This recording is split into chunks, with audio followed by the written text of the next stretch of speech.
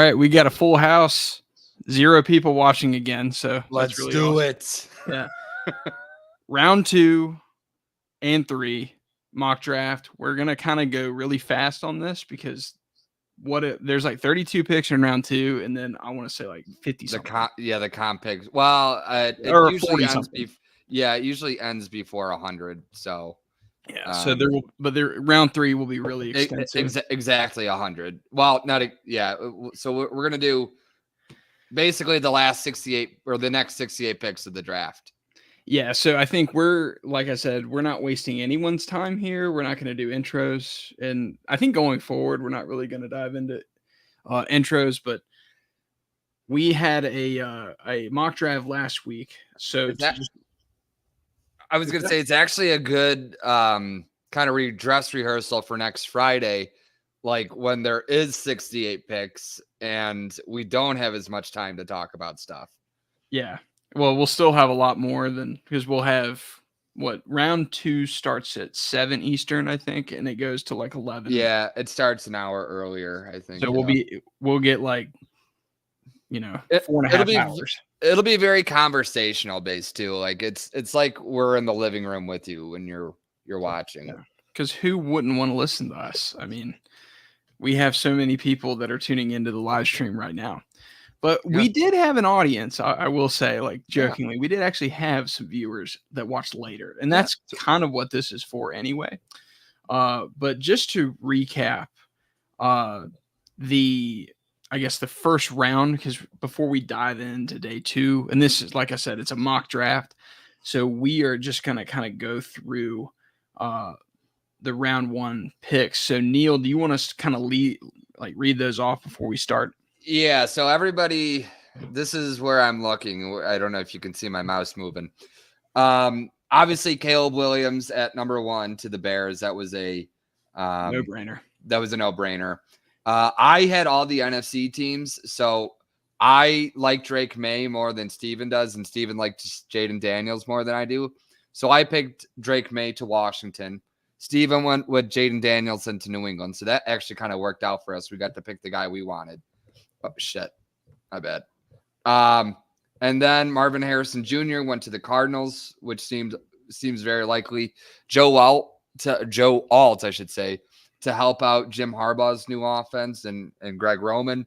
There was a Meadowlands trade. The Jets traded their first pick. Well, they swapped first, and then they gave 72, and I think a pick next year to move up to take Brock Bowers. So another receiving threat for Aaron Rodgers. Malik Neighbors adding to oh God, why can't I think of it? Will Levis's Arsenal there in Tennessee. The Vikings trade up for J.J. McCarthy, so he's going to join a really good cast of characters there in Minnesota, some good receivers and a good head coach. Rome Odunze to the Bears. He'll be wide receiver 3 for this year, but he'll probably move into a bigger role in the future. Talise Puaga, and I'm very sorry if I butcher anybody's names. We have him as a offensive lineman type. He could play interior. He could play tackle. He's going to the Giants to help out the last year of Daniel Jones.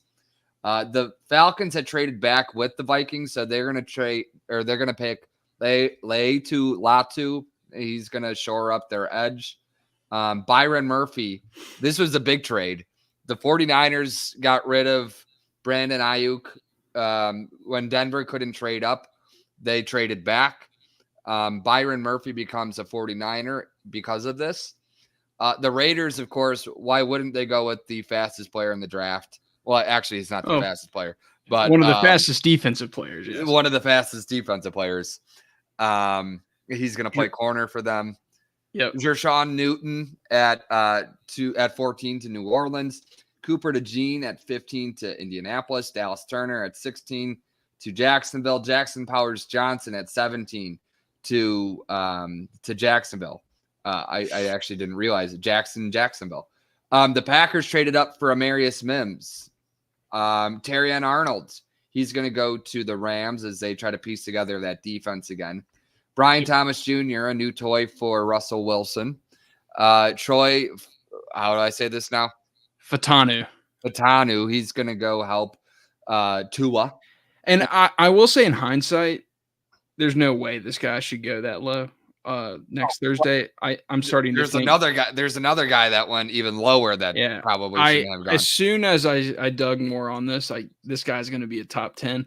A lot of people think he's pretty much the best pass blocking tackle in recent years. So I actually, in the last week, I've seen him mock to the Bears twice. Yeah. In 2 different mock drafts. Yeah, because Darnell Wright's a right tackle, so he could play left tackle. But go ahead with the draft. Yeah. Kool-Aid McKinstry, who seems like just the perfect kind of guy that would play for Philly. They desperately need help on the back end. Nate Wiggins. Cleveland, that's a Cleveland pick, but that was the pick that Minnesota used to trade up for. So Atlanta uses that. They shore up the back end of their defense. So 2 first-round picks to their defense. Olu Fashanu might be the biggest steal right now in the draft, or the best value pick, we might say. Yeah. He's going to go take over at left tackle in Dallas. JC Latham, he's going to be a tackle in Cincinnati to help Joe Burrow. Jared Verse to Tampa Bay, help them out. Their pass rush is going to need it. Adonai Mitchell, he's going to become a toy for Pat Mahomes after Rashee Rice. He was running routes for him the other day, so maybe he is going to play this year. Lad McConkey, he's going to go join Buffalo. TJ Tampa, who we were looking for his name when we were trying to get him to Detroit. He fell really far down the rankings in the last week. So sorry, Detroit, but also not sorry. I don't know how you can fall down rankings 2 weeks before the draft. What changed? Something bad. I agree. There's a Packers blogger I follow, Aaron Nagler, and I agree with him. Why didn't we just do the draft 2 weeks ago? Like, what are we waiting for? Like, there's no reason. I know. Yeah, it's really bad. They really drag everything out. Actually, I always thought the draft should happen before free agency, but anyways, I mean, a lot of sports are like that. But finish up here and we'll start. Graham Barton to Baltimore, and then Bo Nix. That's who Denver gets in their trade down. So somebody for Sean Payton. And then Mikey Sandersdale. That was kind of a homer pick. Me as a Michigan fan, I wanted him to go to Arizona. So I think you're going to start where you're going to kind of talk through the NFC teams, and I'll do the AFC teams this week. We've reversed it. So last week I did the AFC, you did the NFC. We're going to flip this. So, unfortunately, the worst team in the NFL last year was not available, or basically unable to pick really anywhere in the first round, because they stupidly traded their number 1 pick in this year's draft for Bryce Young, who did not really work out very well for them. Still a little bit early to tell, but pull up the board here. I wish I could go widescreen a little bit more, but I want to go receiver. Okay, sure. And I've seen a couple here that I like, but I don't know if they're the best at.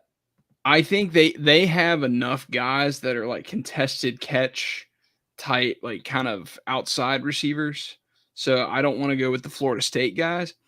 And a lot of people might not like this pick because I don't think he's going to be like this home run type of like pick necessarily, but I think it's exactly what they need. I'm taking Roman Wilson from Michigan. I love it. And I think that's the exact type of player that they need for the Panthers. And let me find him where he's picked 50. I got to find him on the slideshow 1 second. But I really like Roman Wilson. And just like we talked about with JJ McCarthy, the one thing you have to consider with him is that he is a player that didn't put up insane statistics, right? Because he didn't play in an offense that utilized the passing game. He did score like 13 touchdowns this year, but But look at his efficiency metrics. Like, to me, always like one of the first baseline things, I want to see a yards per route run above 2.5. He was there. He was at 2.68, solid enough. And one thing I really like is there's a big jump in production and PFF grades. So a lot of people hate on PFF grades, but to be honest, I ain't watching every snap of these players. Like, I don't have the time, Right. the resources to go back and watch every single snap of every single college player. They at least have the resources to do that, right? So I take that into account. I want to see a jump from what I really don't like is I don't want to see like a guy that had a big freshman season and then it kind of dwindled down. Like last year at receiver, Kayshon Boutte, or I guess Booty, or whatever his name is. He went to the Patriots. He was like this all-American talent his freshman season at LSU and completely faded from year 2 to year 3. Then he declared and he fell into the 6th round. I like Roman Wilson because we see steady progression. The only thing that you could be scared of is he really only had that 1 year of elite production. What I really like is he's really solid. He's a really fast player and he plays with good nuance. And I think he can line up in the slot. And I think that's the type of receiver Bryce Young needs. I think he's off his nails too. He's a great run blocker. Yeah. A guy that can just do a lot of different things and is versatile, but makes big plays. And is he a yak guy to you? Like, yeah, I guess he is. I mean, he's not he's not somebody that really got behind the defense. He was more of a guy that would catch the ball and that's what they need, or catch it in the vicinity of the end zone anyways. Yeah, just make it, but they just need to make things easier for Bryce Young. And I think that this is the pick that would help them do that. So I'm going Roman Wilson to the Panthers. Yeah, the biggest catch of the season for Michigan. Was it the 3rd and 10 or something like that from JJ McCarthy? And he leapt higher than he ever leapt before with a big first down catch. And then he scored the tying touchdown. All right. So I have New England now. I have New England going with Jordan Morgan. Jordan Morgan is a left tackle. I believe the consensus on him is that you might need to bulk up a little bit more. He might not have he has like mass, but he doesn't have so much the strength yet to be a top end left tackle. But of course, New England is far away from real contention. They're a good 2 or 3 years away from being a playoff team or a wild card team of any sort. They need to help Jaden Daniels, who they picked in the 1st round in our draft, because Jaden Daniels has struggled with, feeling uncomfortable in the pocket. And so getting somebody that can grow with Jaden Daniels, I think, would be a major plus. What I think is interesting about Jordan Morgan, and this is what's so difficult to me about, because especially with O-line and projecting them at the next level, I'm not going to sit here and pretend like I know what I'm talking about when it comes to technique and things like that. What I like looking at statistics and seeing kind of what correlates from guys that do work in the NFL and guys that don't. And ultimately, the way to evaluate if a guy is good in the NFL is look at how much he gets paid on his second contract. If he gets a big second contract, especially with the team that drafted him, probably pretty damn good, right? Mm-hmm. If he's already on a second team on his second contract and it's vet minimum, he could be solid. He's good enough to play in the league. And then, of course, there's the outright bust that like they don't even make it to the end of the rookie contract. Like, you really want to avoid those. But to me, what's interesting about Jordan Morgan is that he's an older prospect because he played, 5 whole years. And it's so unusual to see a 5th-year player and they're all at the same school. How many times do we actually see that with the transfer portal the way it is now in college football? He's really a really an elite pass protector. And, obviously you're bringing in a rookie quarterback. We have Jaden Daniels going number 2 or number 3 to the Patriots. I don't think that's actually going to happen. I think that's probably going to be – you're probably going to have Drake May be the quarterback in reality. Yeah. But either way, both the guys could benefit from this. But a lot of scouts are saying, and a lot of draft people that know more about this stuff than I do, it seems to me that Jordan Morgan seems, I think he's going to end up playing guard at the next level, but he played every single snap at left tackle when he was in college. Every single one. So I'm interested to see how that translates. And I think, more often than not, I think it translates pretty well. If you can play tackle in college and play at an elite level, a lot of the times it translates pretty well to a guy that can kick in and play guard. And his measurables are fantastic. So I think this would be a really good pick for the Patriots and kind of set a foundation and where they need to get back to be able to like running the ball and just do the simple things again. But I like this pick for the Patriots for sure. All right. So you're up again. You have the next 2 picks. Okay. So in this scenario, I took Drake May. So pull up my team needs. Do you have those? Or let me zoom in on the full screen here. Or I got it. You don't have to zoom in. Oh, you got it. Oh, okay. Yeah, I got it. So obviously we took care of quarterback. I think I'm going to kind of follow the same logic that you went. I think I just drafted my franchise, or at least my hopeful franchise quarterback. I'm going to go offensive line. Wait. Hold on. You're on Arizona. I'm not on. Oh, okay. Sorry, I read wrong. Yeah. So I'm on Arizona. I think you might have been thinking, since like they were back to back in the first round, maybe. Yeah. My apologies. That's why this is a mock draft, because we're mocking ourselves. Yeah. Well, honestly, we're kind of trying to figure out how all of this works in terms of putting on a live show. Yeah. So Arizona, we drafted Marvin Harrison Jr. in the first round. I think they have Michael Wilson from Stanford, so I don't think we need to go another receiver here. I think Kyler's got enough weapons at this point. I think what I do want to do is I want to look at possibly a defensive back. I'm going to take Tyler Nubin from Minnesota here. So I think he's probably the best available player that kind of fits a team need for them. And let me see where he's 28th, or he was 28th on the PFF board. 1 second here. But Nubin's a good player. I think what makes me a little bit cautious with him is, let me pull it up here. God, I am all out of order because I remember I left like 2 of these off by accident, so I have no idea. Oh, yes. What if it was him that I left off? Okay, there you go. Could you imagine? The only thing that really kind of makes me wary a little bit is he sat behind Antoine Winfield Jr. Antoine Winfield Jr. for the Buccaneers has been in the league for like 4 years at this point. So Tyler Nubin. I was gonna say, wait a second, didn't Antoine Winfield Jr. win the Super Bowl in 2020?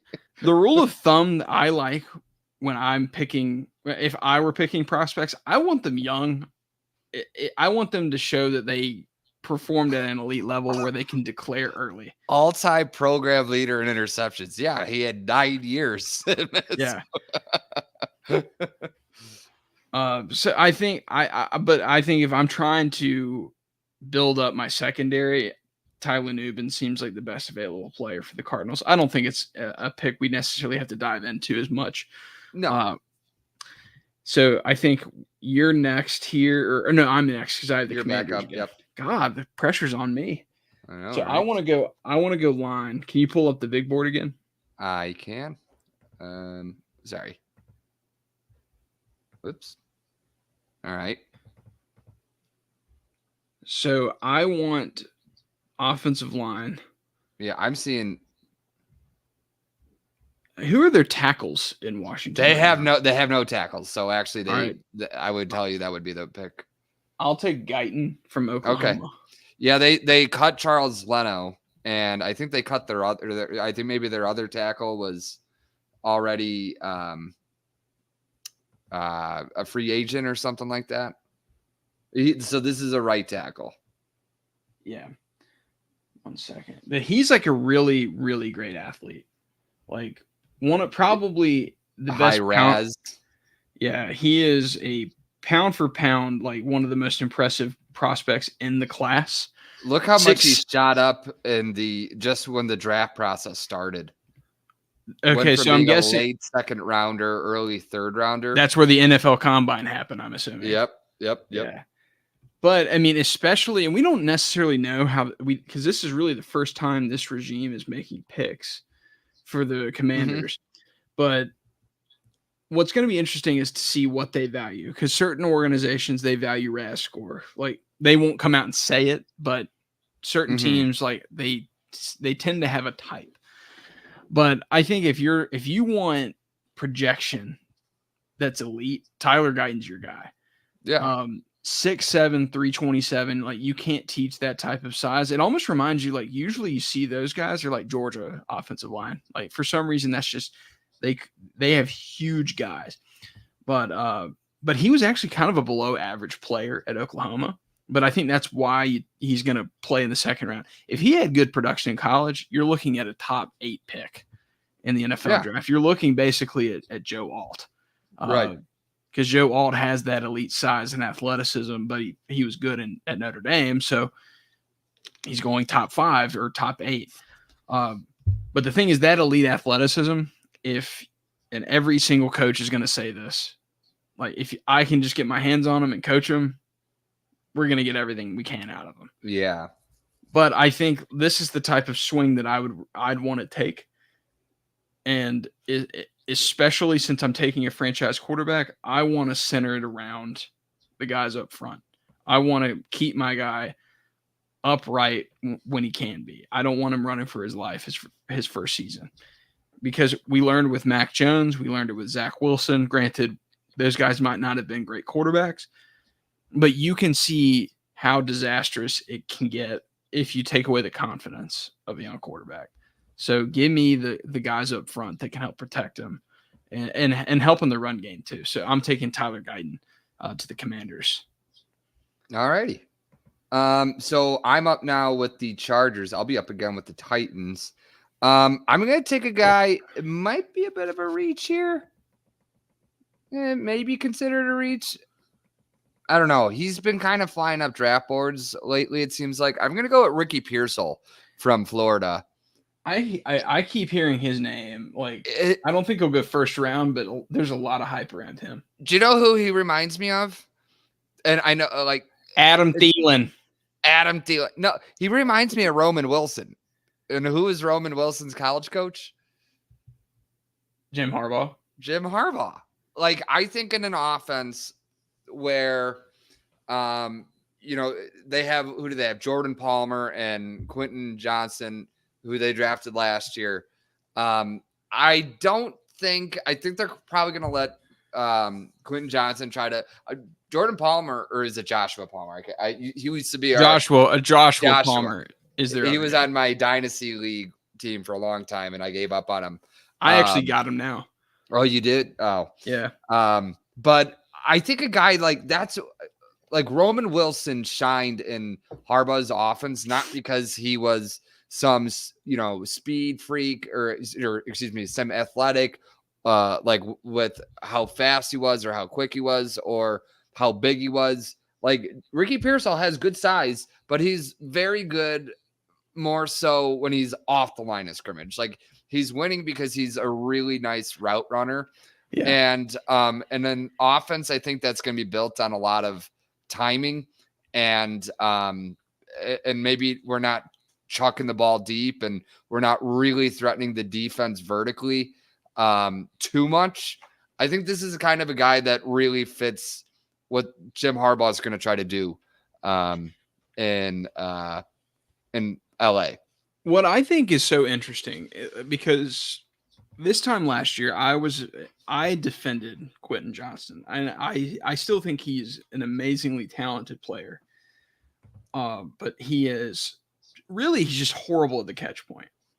And that stood out last year because, and what was so weird to me is the way they tried to use him. They basically had him run go routes.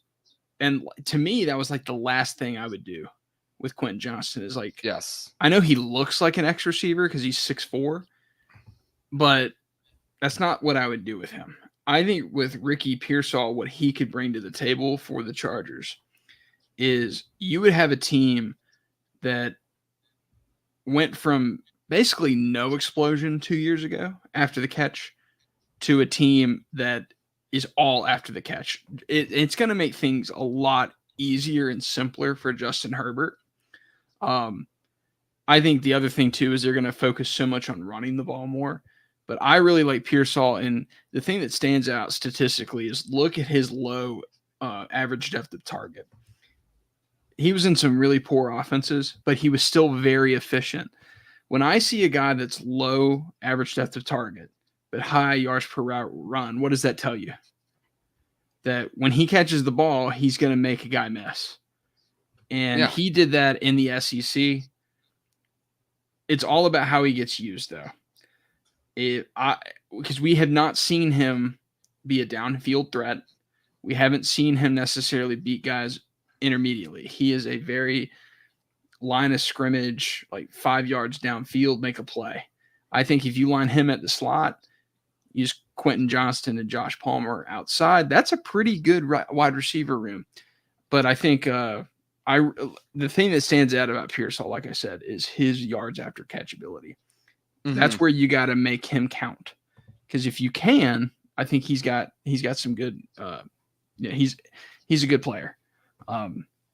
So who's next on the big board? So I'm next. And it's Tennessee. Now, Tennessee, we're not doing trades tonight. No. But if Tennessee were the team that, we'd be here all night. If Tennessee was a team that was actually on the board right now, they probably would be trading back. I'm not wild about any of the value that they're getting. Zach Frazier is a great center. Some team would be very excited. Like I can see a team next that's coming up that he was still on the board. But Tennessee, they signed Lloyd Cushenberry from Denver this year. That's a really good signing at center. I think I know who I would take, but I want to take Chop Robinson. I was about to say that. And maybe I will just to keep this moving. Tennessee does need edge help, but Chop Robinson is coming from a 4-3 at Penn State that Manny Diaz, right? The defensive coordinator. Yeah, the former defensive coordinator at Penn State. I forget where he's at now, but and Tennessee doesn't run a 4-3; they run a 3-4. So Chop Robinson would be going from hand and dirt to standing up. Now, I think that might actually help him in a way because what Chop Robinson has lacked in is his ability to defend the run. And I think a lot of that might be because, the offensive lines in the Big Ten, they probably are the closest thing that you might find to an NFL offensive line in terms of just overall mass. And Chop Robinson is like 250 pounds. I'm sure he was getting moved off the ball pretty easily on running downs. If he's standing up, though, he'll give himself a little extra edge on somebody, and he might that might be what he needs. But what he is very good at, and he's an athletic freak, he's an incredible pass rusher. I think he would help Tennessee, but I don't know. I don't think like you could slot him in day one and be like, there's our edge rusher, and he's going to get us 10 sacks. He's going to get us 25 pressures this year. I think he's a guy that you're going to kind of have to work with, but he could turn into a very good pass rusher in the NFL. But to be honest, who does that anyway? I think to me, and once we get to day 2, I care more about the traits than I do necessarily about the college production and the fit. Because the thing is like ultimately if Chop Robinson can go in and dominate at one thing, rotate him in. And if he's a rotational pass rusher his rookie season as a second-round pick, that's bringing a lot of value to the Titans. So I like Chop Robinson because like I mentioned, like the notes mentioned here, and like you said, he is really elite at one thing, and that's getting after a quarterback. He is like one of the best. Those guys get paid, and they get paid for a reason because winning in the NFL comes down to like basically like 3 things, right? Number 1, turnovers. Number 2, quarterback play. which I guess correlates to turnovers, like quarterbacks that take care of the ball. And then number 3, getting after the quarterback. Yeah. And if you do those 3 things really well, and really all of those are centered around the quarterback position, that's why edge rushers and tackles go so high, even when they're complete projects. Like Tyler Guyton, complete project. Chop Robinson, I don't think he's as big of a project as Tyler Guyton is a tackle. Yeah. But I honestly, I'm starting to think Chop Robinson probably won't even be there day 2. I think he's kind of seems like a guy that's going to be a late 1 type of pick. But we'll kind of moving on here. So I'm back on the clock. So I have the Panthers. You have 3 in a row. Okay. So I took a receiver. I took Roman Wilson for the Panthers. And so the Panthers, they also signed 2 guards in free agency. Gave them a lot of money. I think I'm going to let me see here. But they have some other needs. But I still like, no matter what happens, this team can have a really good defense. But it's not going to matter unless you succeed with Bryce Young and build a team around him. Absolutely. So I am looking offensive side of the ball here. And I'm between Zach Frazier from West Virginia and Jatavian Sanders from Texas. I think if I want a more of an immediate impact, I'm going to take the center. So I'm going to take Zach Frazier from West Virginia here. All right. Very good. So we'll do a quick little recap of here. Do you even want to do the profiles, or you just want to kind of zoom through these? No, we can say that. Yeah. So that we'll go faster that way. Yeah, I think so. Okay, so I have Washington. Who did I take just earlier for the Commanders? You took Guyton. And my other question about the Panthers, though, is how did they get that second? Was that the Brian Burns trade? No, I thought that was Brian Burns went to the Giants. Oh no, the other. Excuse me. Yes, yeah. The Giants traded that second to the Panthers, so that's why the Panthers got to pick twice in the second round. And the other thing we haven't talked about with the Panthers, though, is they could trade twice, they could trade those 2 picks into the first round. I don't think that would be advisable unless there's a really, really high end like tackle that's available that they could maybe get to, but they don't have a lot of draft capital to work with. So I think they'll stay put, to be honest. So Commanders, who did I take again? I took a tackle. You took Guyton, yep. Yeah, Tyler Guyton. So this is the pick where I think I'm going to go Jatavian Sanders from Texas. Okay. So pretty much universally thought as the second best tight end in the draft class. And then I get the Packers coming up next. The one thing that's really unique about Jatavian Sanders, though, is he was very, very productive at a school that's going to have a lot of talent in this year's draft. Because you're looking probably at 4 skill position players drafted in the first 3 rounds of the draft. Because you have Jatavian Sanders, Xavier Worthy, A.D. Mitchell, and Jonathan Brooks at running back.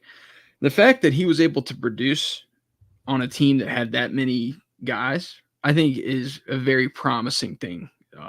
So Sanders is a very interesting player, I think.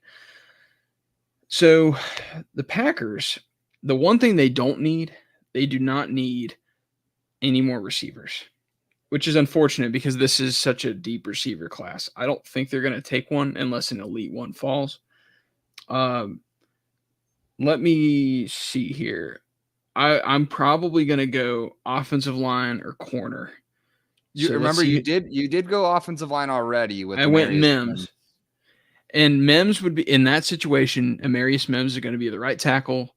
They'll move Zach Tom to become our Hall of Fame center, probably. Oh, Christ, cracker. I'm just kidding. But in that situation, that's probably what would happen. They would move Zach Tom. So I don't think they'd probably go back-to-back O-line here. I'm going to take Chris Jenkins from Michigan. All right.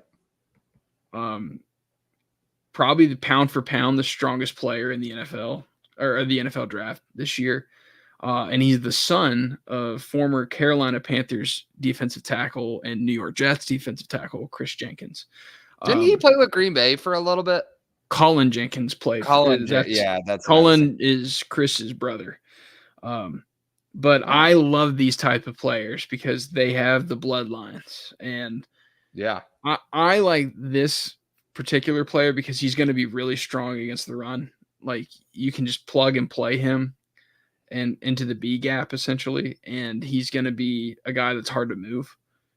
He's physical, and Green Bay has to figure out how to slow down the run. And they have a lot of talent in the secondary. They have a lot of talent even on the D line. They have pass rushers, but the one thing I've always felt like they were kind of weak at is that interior run stopper. So that's why I'm taking Chris Jenkins here. All right, so that would bring me up. I'm with Houston right now. Yep. Houston did not pick in round 1 because they traded their pick to Minnesota, but now they're using Minnesota's pick. So technically they traded back out of round 1 well before the draft. And that was not what we did. Houston is on the verge of being a very good team. They already had a strong season last year. They're probably going to be competing, I'd say, for like the 2nd seed in the AFC. I'm going to have them draft Peyton Wilson out of North Carolina State. You know, they got Stephon Diggs on offense. They did also help out their defensive line big time. They basically got everybody else around Will Anderson, who they picked at the 3rd pick last year. They got Danielle Hunter. Who else did they signed? Danico Autry. And I can't remember. I remember they got somebody else on their defensive line. But they really good free agency period for them. I think their secondary still needs some help, in truth be told. But I think Peyton Wilson helping out their linebacker position would be really big for them. He's a very, very good linebacker, but he's older and he's had some injury issues. But I think this is like a pick that when you're about to be good that you can take a gamble on. Yeah. I mean, what I always think about when I think of like these type of players is like Leighton Vander Esch, where when he was on the field and when he's healthy, he was awesome. But the problem is what you worry about with Peyton Wilson is those knee injuries. And didn't he just retire too, Vander Esch? Yeah, Vander Esch had a neck basically a long-standing neck injury. And Kuechly, you think of? Yeah, and Kuechly had the concussions, I think. But like Peyton Wilson basically is, I would say, the best off-ball linebacker in the class, talent-wise. Like he's certainly a massive fit for them. And I think if he can stay on the field, he's a home run. The question is, can he stay on the field? Yeah. One of the best coverage linebackers. He's good against the run. He's kind of a plug-and-play starter, assuming, like we say, if he's healthy. So that's the key with him. So we have the Falcons who are on the clock. So now you. So we took Nate Wiggins and Nate Wiggins for them so far. So technically they've kind of cleaned up. Yeah. There's somebody I'm actually thinking of here that I wonder if you're going to go with. I'm going to go Michael Penix. I was just thinking that. Yeah. I'm going to go Michael Penix because the one thing, and I'm going to go on a little bit of a rant for a second, but the one thing no one wants to talk about when it comes to Kirk Cousins is he's coming off an Achilles injury. Yeah. He isn't just going to necessarily come in and be the same player. Now, he could be, but there's a range of outcomes here. Kirk Cousins could lose what little mobility he had left to move around the pocket, and suddenly it's not going to work for him. Yeah. And I think Penix is a fit for a lot of teams because I think, number one, he has a lot of ability to throw the ball downfield, and he has velocity. He has accuracy. It's something that you can't teach. The thing that brings him down to the second round, and it's really the only thing, in my opinion, are injuries. He was good. He was basically good whenever he was playing in college. Yeah. And it really showed last year, where when he was playing with Washington, he was arguably the best quarterback in college football. A lot of people thought he should have won the Heisman Trophy. Yeah. But I think the only weakness that he really has in this game, he has to show he can throw the ball over the middle of the field a little bit better. But I think that was somewhat a product of the offense he played with, because some of the outside players that he had, like Odunze, they're just too good outside the numbers not to keep throwing to those type of players. Because they had Jalen Polk as well. They had a bunch of guys. And I think for Atlanta, this would be a really great fit for them because they don't have to play him year one. And Kirk Cousins isn't a guarantee. Worst case scenario,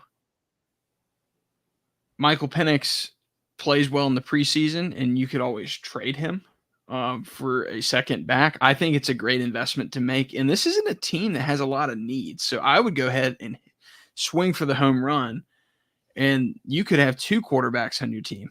I would go Penix here. I think that would be the wise investment. Now, do I think they'll do it? I don't think so. I think Atlanta is too short-sighted the way they make their decisions.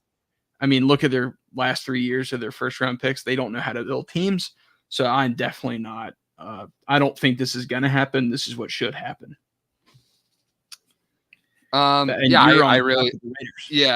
love that pick. That's a great pick.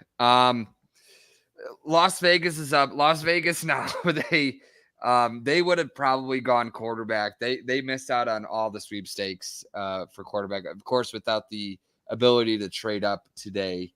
They need everything. Mitchell. Yeah, they need everything. They were too early for Bo Nix. They just missed. They were just too late for Michael Penix there.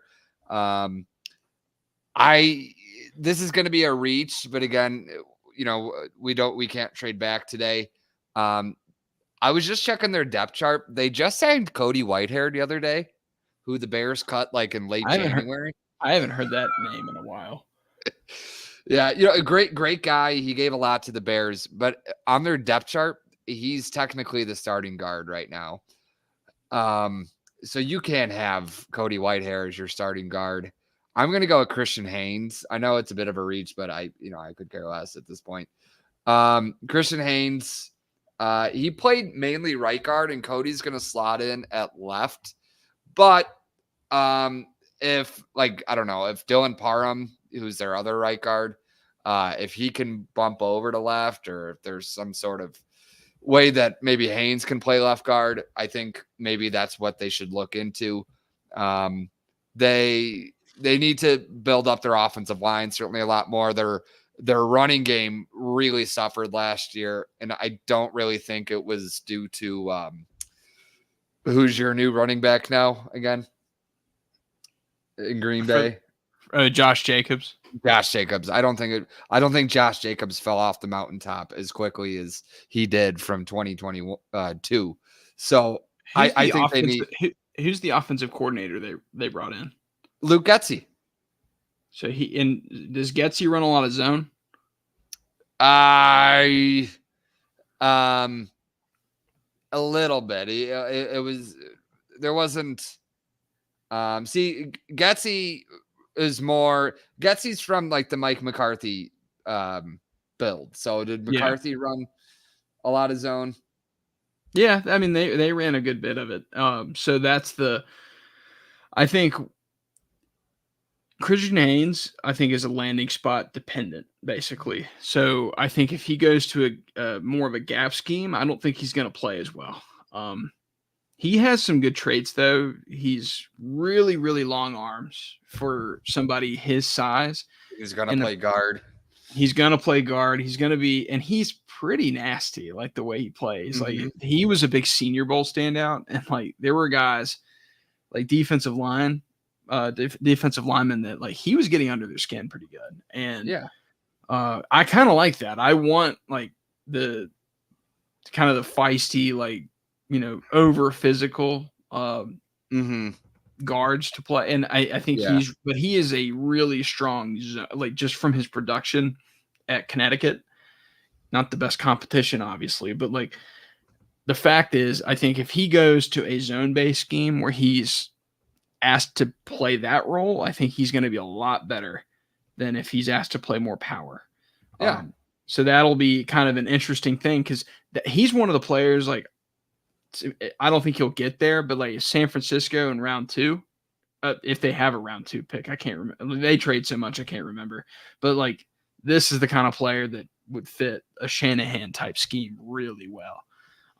But I don't know. Getsy technically did coach under a Shanahan guy, but he's not really a Shanahan guy. But Haynes is good enough he's good enough to be a fit for a lot of teams, though. Yeah.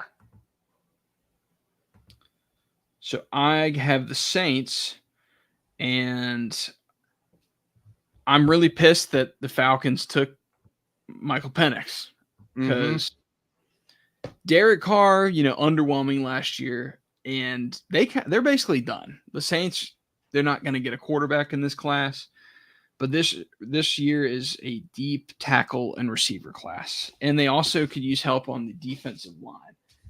I'm going to take the other Penn State edge rusher, Adisa Isaac. Okay. So Adisa Isaac from Penn State. So we talked about Chop Robinson and how kind of prolific he was at rushing the passer. I think Adisa Isaac is a little bit more of a well-balanced type of player. If I can't find his profile here. But I think Adisa Isaac is going to be my pick for the Saints. Just kind of build up your defensive line. They're getting really old on that side of the ball too. So kind of bring in some youth and bring in some more edge rushers for sure.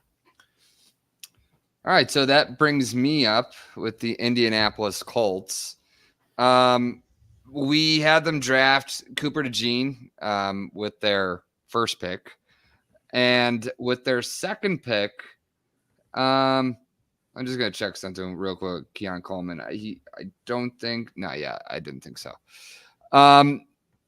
I like what Indianapolis has. So I'm going wide receiver.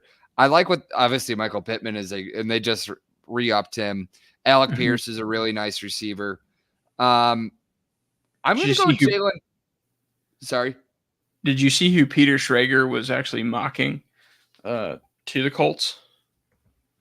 In the second round or in the first round? In the first round. Oh, yeah. They traded up for Malik Davis. Marvin Harrison. No, well, I think it was Marvin Harrison, I thought. I thought because I think they traded up with the Bears and Peter Schrager's mock draft. Okay.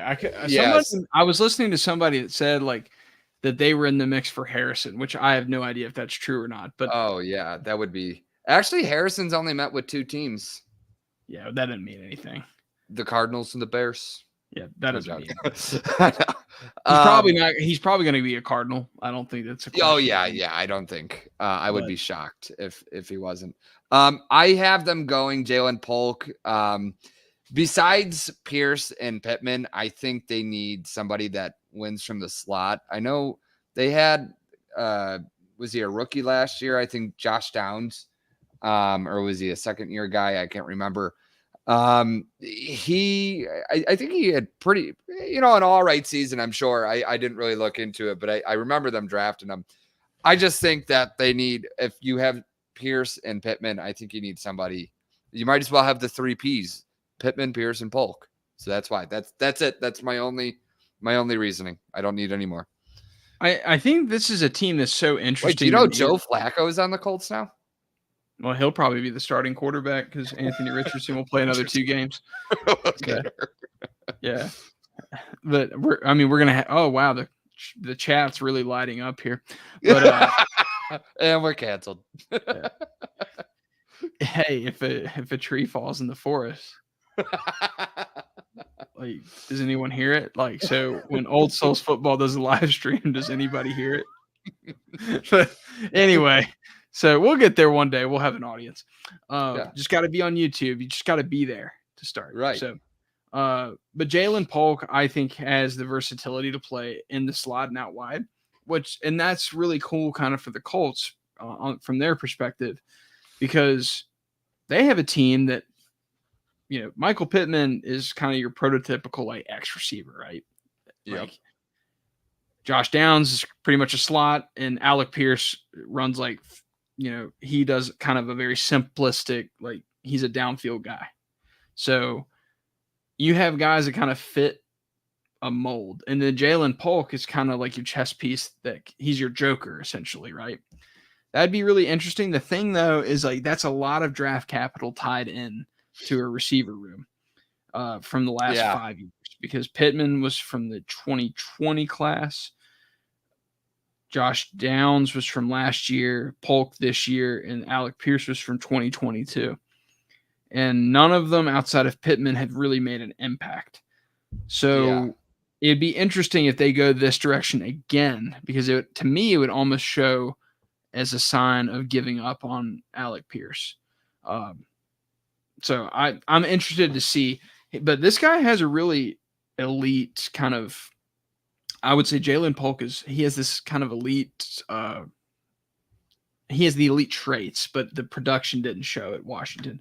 But you can't necessarily blame him for that, because Odunze was there, and Odunze was one of the best receivers in the country. So, so am I up on the clock?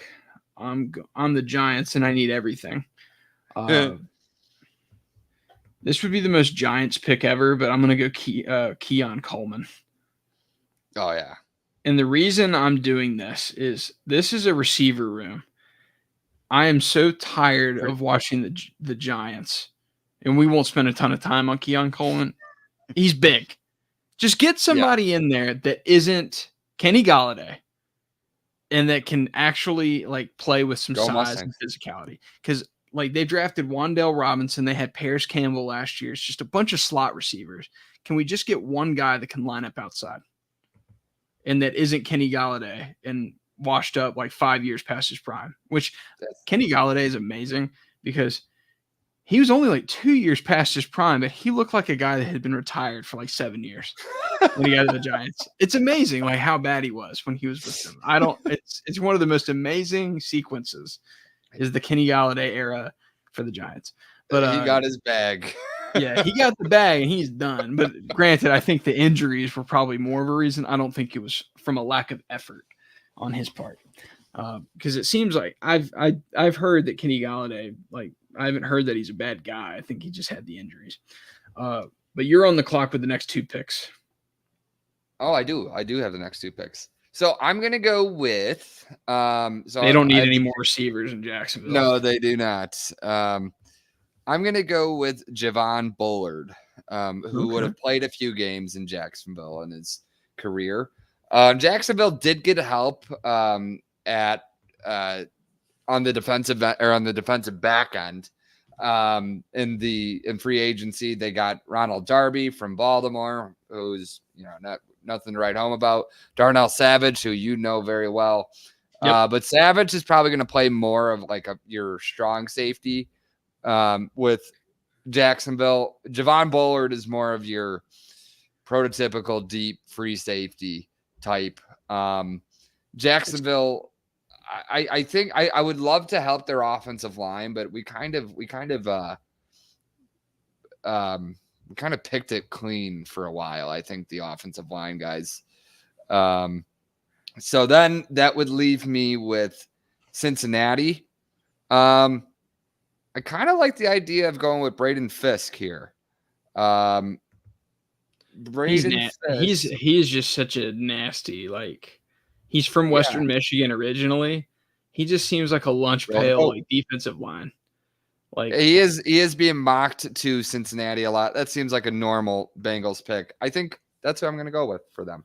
He's just kind of a lunch pail type of interior lineman. I don't think he's going to be a star.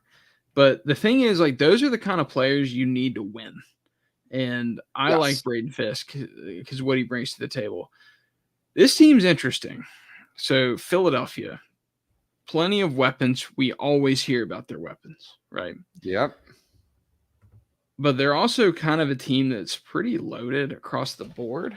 But the thing that I I want the kind of the understated thing is how old their defense looked at the end of last year. Like if you watch Yes. that playoff game, they were so slow on the defensive side of the ball, especially in the secondary. Like, and you could tell like there's nothing that they could really do to stop Tampa from just running all over them.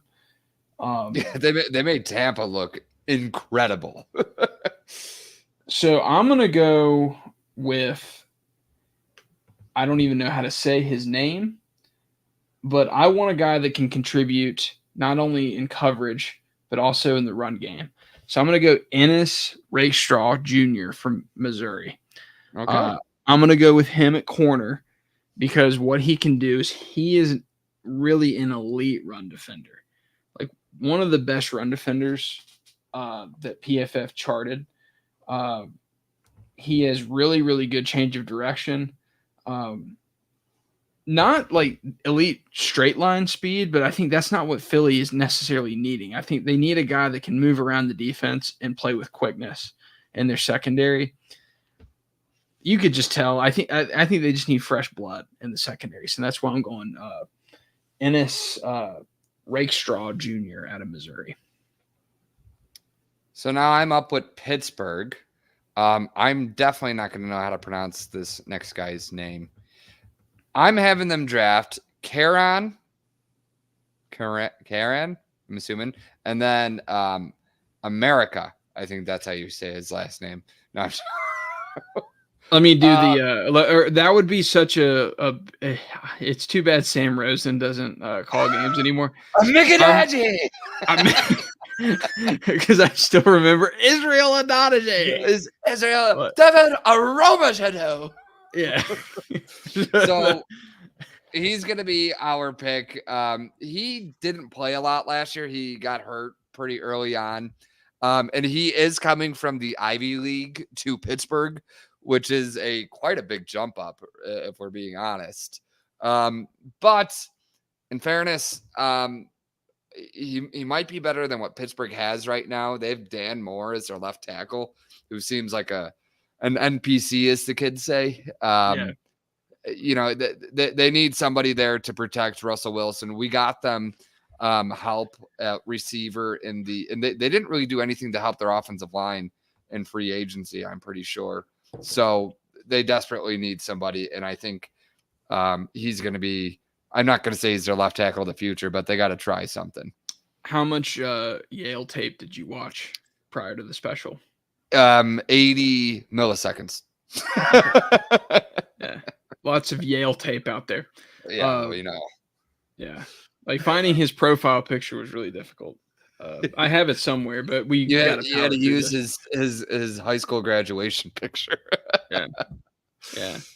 So on the clock with the Rams, this was another Michael Penix landing destination, but he's gone. So I think what I want to do is I want to tackle the tackle position because they improved, right? But I think that where they really ran foul 2 years ago when they were really bad was they couldn't keep Stafford healthy and they couldn't stay healthy on the offensive line.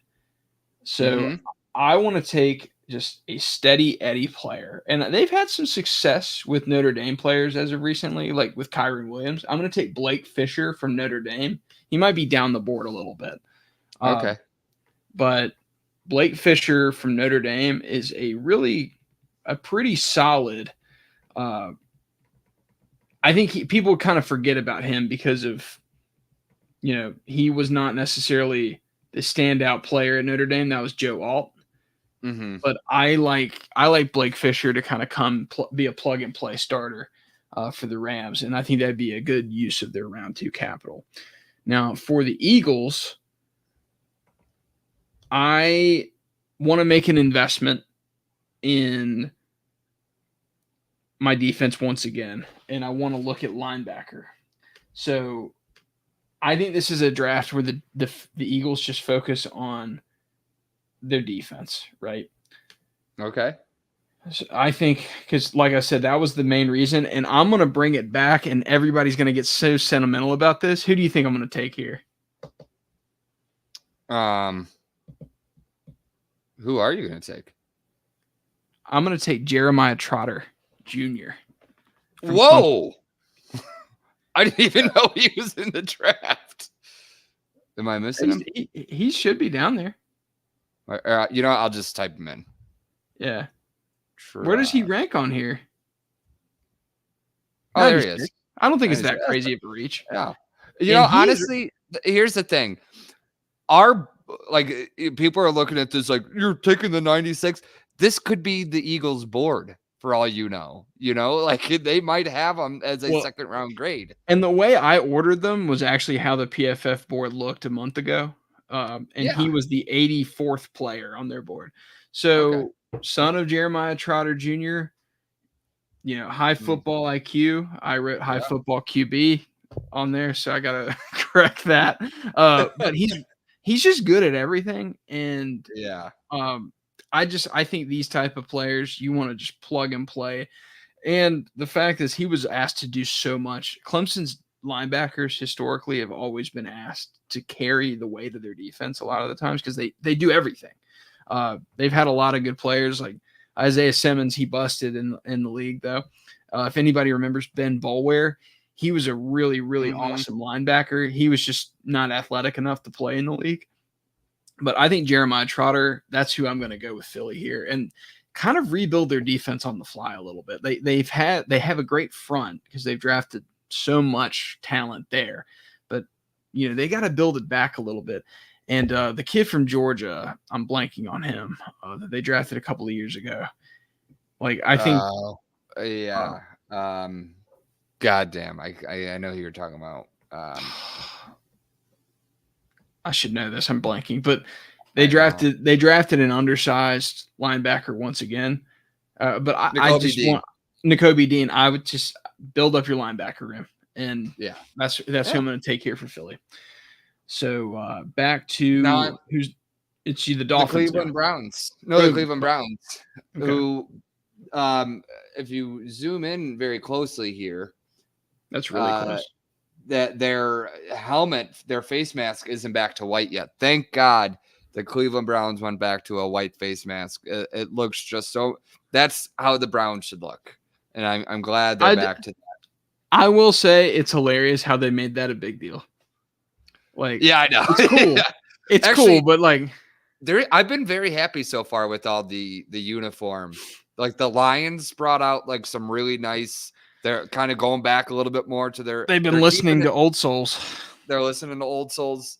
The Jets went with their 80s uniforms. Maybe all these teams are the only people listening. So maybe they're watching our mock draft and they're like, that's a good idea. We should pick him.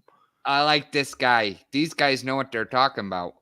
I'm going to go with Brandon Dorlus to the Cleveland Browns.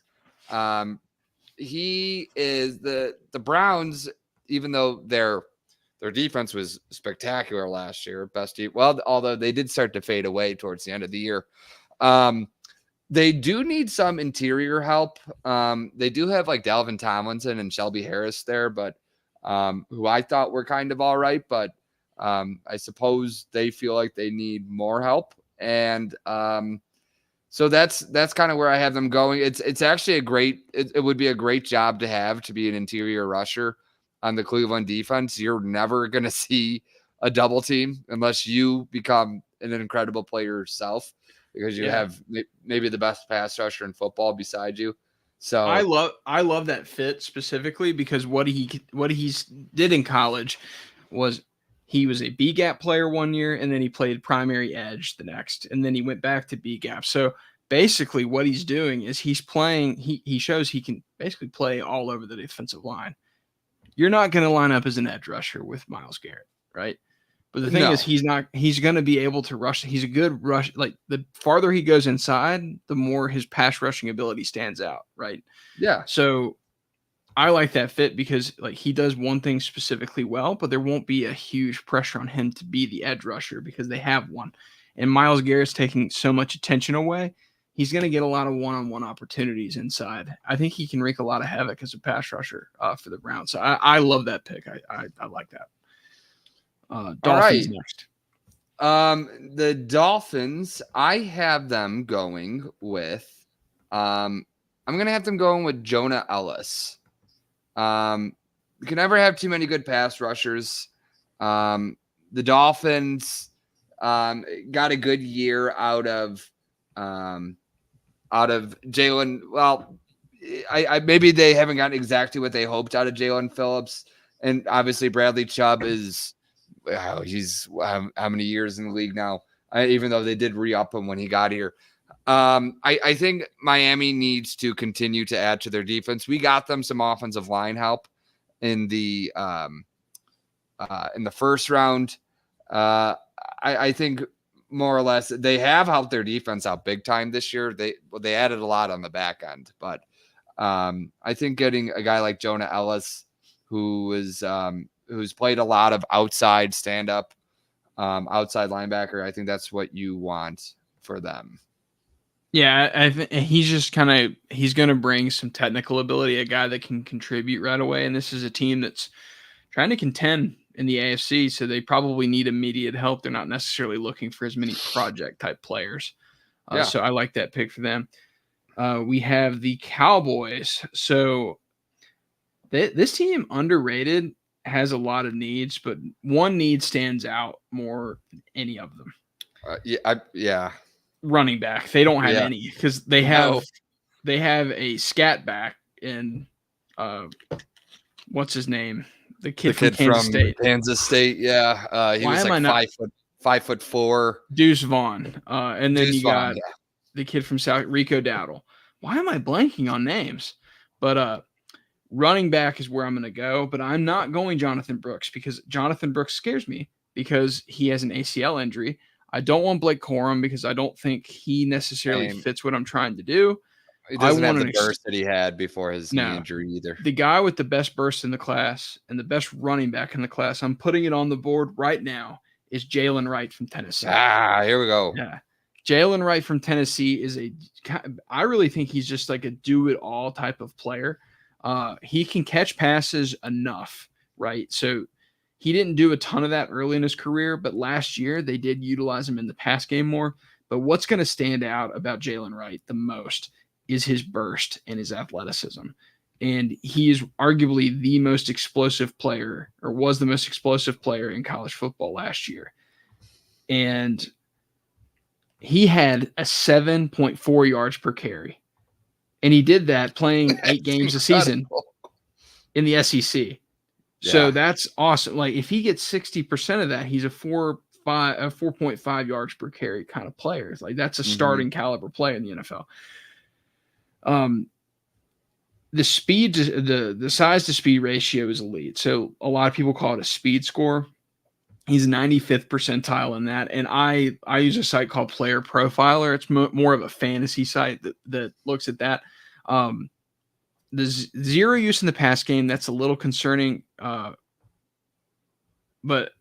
he really kind of transitioned last year into a guy that was serviceable. He's not elite at it, but I don't think this is a team that's really going to rely a ton on their running backs. But I think this is the kind of player like a Tony Pollard was last year. They're trying to get the ball to him enough to make plays. It's not about volume. This guy's not going to be a 25 carry a game guy. I want to give him the ball 14, 15 times and have him break a couple of big ones. And I think he can play really well in his own scheme. So I'm going Jalen Wright out of Tennessee here. I think he's the best running back in the draft. All right. And you're Tampa up with Bay. The next two, actually. So Tampa Bay. I keep doing that. What's interesting to me with them is they have actually lost some guys. Like it's kind of been an understated thing the last couple of years where they just lost Devin White this past offseason. They've lost a couple of interior linemen. Mike Evans is over 30 years old now, but he's still going, which he's just an amazing player. But I'm looking immediately for the Devin White replacement because Devin White's a unique guy that it's just so hard to replace. But I think we have a guy that's athletic enough to play 70% of what Devin White can do. I'm going to take Edrin Cooper out of Texas. Very good. Well done. Good pick. Yeah. Were you thinking that? That's what, yeah. As soon as you started naming guys that they've lost, that's who I thought you were talking about. I was thinking interior line, but we've had kind of a run on those guys. So I would rather have, I'll just take Edgerrin Cooper there. And with Green Bay, who have I taken? So I've taken Amarius Mims, and I took an interior guy. I think you took the punter from Iowa. Chris Jenkins. Chris Jenkins. Okay. So this is kind of a luxury pick. So I'm gonna go down the board. I kind of want to see. You can never have too many edge rushers. Yeah. So go back up. Oh shit. I want Darius Robinson. Oh, okay. Very good. Were you surprised that I went him? Yeah, I was thinking somebody else. Let me see here if I can find him. Length is a big plus. Bull rush is imposing, even against inferior offensive linemen. You can't single block this guy with the tight end, but watch Cole Kmet drive his ass into the turf this year. Wow. Wow, that's a great. He might be the guy left off, to be honest, because I can't find a Missouri logo. So, anyway, but this is like the old Mike Pettin type. Here, pull up his profile. Yeah. So, go to his player for like first look. So 6'5", 296. Woo! He's listed as an edge. Holy God. And I kept thinking bitch kitty. So there's this book called Collision Low Crossers. And one of the things they look for. You told me about that book. I read it. Yeah.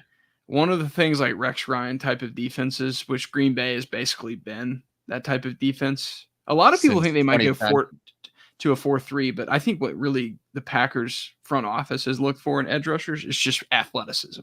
So guys like Preston Smith, bitch kitty, Rashawn Gary, bitch kitty, like long athletic freaks of nature. They're not necessarily looking for like the technical guys. They just want dudes that like you can't defend their length. And Darius Robinson, rise he's had since January. The Combine and the Senior Bowl, because I think he was a big standout there too. He must have had a good game against Ohio State too in the Alamo Bowl, maybe. Yeah. So I think he's just going to bring a lot of versatility. And the thing is, his size lets him. You can play him really anywhere along the defensive line, and maybe even stand him up if you're playing in a stand-up look. And I think Hafley is going to play a lot of them with their hands down. Like you might even see Rashawn Gary a little bit and Preston Smith put their hand down this year. But the thing is, to me, you can never have enough of these guys. And I think the Packers philosophy is, and they have an extra second to work with. Thank you to the Jets for that. But, to me, this is a luxury pick, but this is a pick you have to make because you could, like I said, it's one of the most important positions on the field outside of quarterback. So impacts the game the most, or one of the most impactful games. So I'm up again with Houston. Yep. This is their second pick of the second round, but this is actually their pick. The first pick that they had was the Vikings pick, and we went with Peyton Wilson that time. And I had said, I'm going to pass over wide receiver because, of course, they got Stephon Diggs in a trade there a few weeks ago. Nico Collins had a great season. Tank Dell had a great season last year as a rookie. But there's kind of a thought that Stephon Diggs isn't going to spend the year or spend beyond this year in Houston. And so because of that, I'm going to go with Troy Franklin, adding another young wide receiver. He was there when I was picking earlier, and I was like, nah, but he's still here. He wasn't a fit for everybody, but I think he's the guy that I want Houston to have. He had an incredible season last year. His yards per route run was 3.32. Now, he did have a big spike last year, but Oregon did in general. They had kind of a resurgence as Bo Nix kind of elevated his own draft stock. And he doesn't have a lot of weight on him, Franklin, but he's very long. He's 6'3", and he's got some very good speed. I think he's a guy that, if Houston does decide, or Stephon Diggs does decide that he wants to get paid next year, that I think Houston would feel okay with Troy Franklin stepping in. Franklin's one of the weirder profiles you're going to see, like from a size, speed type of look, or not really size and weight. Like he's 6'2", 6'3", 175. Just a very unusual kind of player. And Oregon's offense is so weird. Like I think two things could happen with him. I think he's either going to be a massive bust or he's going to be awesome. And there's like no in between. It's because I just don't know how to feel like analytically about this guy. I just don't know how predictive anything he did. And we've never seen a guy like him in terms of profile. Like how many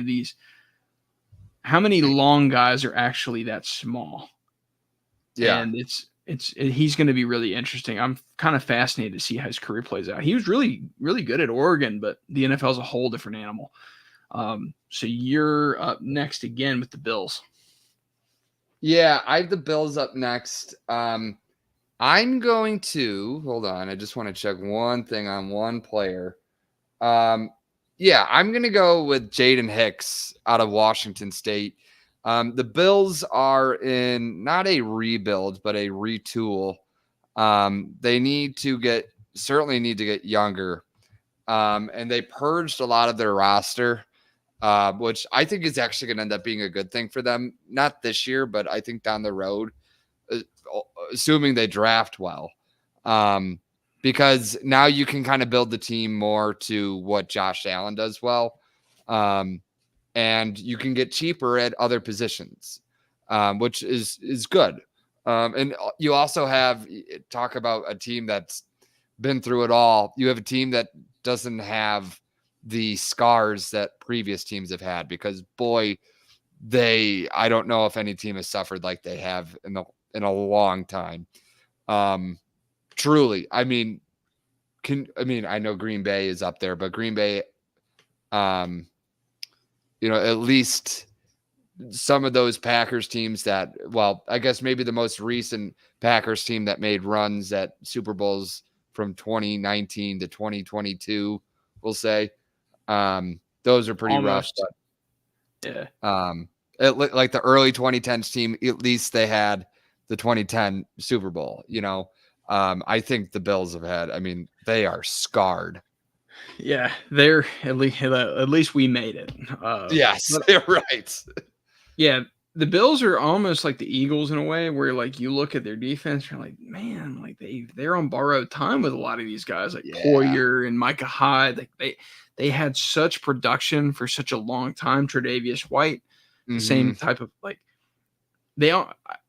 I don't want to say they took it for granted, but it's like they didn't capitalize on what they had, which was they had a really deep secondary for a long time, and like they built their team exceptionally well. It's finally starting to hit them that those guys are aging out, and they got to start hitting on some secondary guys again. Yeah. And now you're paying your quarterback a lot of money. You can't just go out and fix it in free agency like Atlanta did with Jesse Bates last year. So they got to find a guy on day two. Now, whether that's Hicks or somebody else, that's, we'll see. We're not their scouts, but I agree with your line of thinking here. Detroit is one of the deeper teams in the NFL, and I think they're one of the smarter teams outside of when they trade up in the first round. Like, that's the only time I don't think they make good decisions. I still don't think Gibbs was good last year, but I still don't necessarily agree taking him as high as they did. And then also taking an off-ball linebacker with your other first-round pick. I didn't mind that as much, but Jamison Williams was really the worst pick because they gave up a lot to get there. Not as much as they should have. Kwesi really screwed that up for the Vikings, but we won't go into that too much. But the Lions, I think, their team that I think needs to address interior line. I'm going to go Cooper Beebe out of Kansas State. It's between him and Christian Haynes for the best interior guards, interior lineman. Or I wouldn't say interior lineman because Jackson Powers Johnson is obviously I think he's the best interior lineman overall, but like the best pure guard is Cooper Beebe, and I think he would be a great fit. He's really good as a zone blocker, but he can play gap. He can do. He's a good pass blocker. He's just good at everything. The only thing that worries me is like the Kansas State like line, because there was a guy from Kansas State that was hyped up in like 2019 that went to Denver, and he just kind of disappointed. Like that's the only thing I could find negative about him. Like he's just a good player. That would be a solid pick for Detroit. Baltimore, this is where I'm going with Jonathan Brooks from Texas. Okay. I think they want a speed complement. Oh, kind of. Oh, you're the Ravens. My bad. Yeah, it's me. Yeah. So, sorry. No, that's okay. I'm not going running back. No, I'm going to go with Kamari Lassiter. Baltimore could use the help on the back end. It'll be interesting to see how their defense is this year without Mike McDonald. I kind of hazard to believe that they're still going to be really good because Baltimore just always has great staffs. But Kamari Lassiter, he's not going to be a shutdown corner, I don't think, but he has a lot of traits that I like, especially starting across from Marlon Humphrey, who's one of the best in the game. I think he's going to be really good. He's done pretty well in man and zone. And I think that this is who this just seems like a John Harbaugh Ravens pick. Like he's going to be good for a while. He might not be, Pro Bowl, all pro type, but I think he's going to be pretty darn good. Who did we have taking for San Francisco in the first round? They traded up for Byron Murphy. Okay, they traded Brandon Ayuk. Yeah, because I figured we needed a receiver. So the thing what's frustrating to me is like I lose out on Ayuk, and there's not necessarily a profile that fits really well. But I think of all the guys I'm going to take a shot on here in the late second round, I'm going to go Jermaine Burton from Alabama. He's a guy that, like, if you look from an analytical point of view on prospects, it's like it's good and bad. So good, excellent, like profile, like in terms of coming out of high school. He was like an Army All-American, like high school All-American, went to Georgia as 5-star recruit, like one of the best in the country, does jack crap at Alabama. Doesn't do anything. Right. Yeah. He's almost like a malcontent from a lot of reports. So he ends up transferring to Alabama, but that shows you how talented he is. It's like when you don't work out, you just transfer to Alabama. Like that's pretty solid. Like, yeah. So, and he was pretty productive. When Milroe became the quarterback last year, they weren't the most dynamic passing offense that we were so used to when Tua and Mac Jones, when they were the quarterbacks. Bryce Young, like they weren't these elite, like high flying guys. They kind of went back to old school football running it. But his volume stats weren't that impressive. He didn't have 1,000 yards last year, but he did have a 2.75 yards per route run. I like Jermaine Burton, and I think he fits that skill set that IU could play, where he can line up at X. He can line up at Z. He's a versatile guy, just like Ayuk was for the 49ers. Other options for like Malachi Corley, but he's really he does a lot of what Debo does. They need somebody that can make plays down the field for him. Exactly. And, he was 4th in the NCAA last year in average depth of target. So he's going to bring a layer to this offense to replace Ayuk. Now, I'm only picking this because Ayuk's not on the 49ers in this scenario.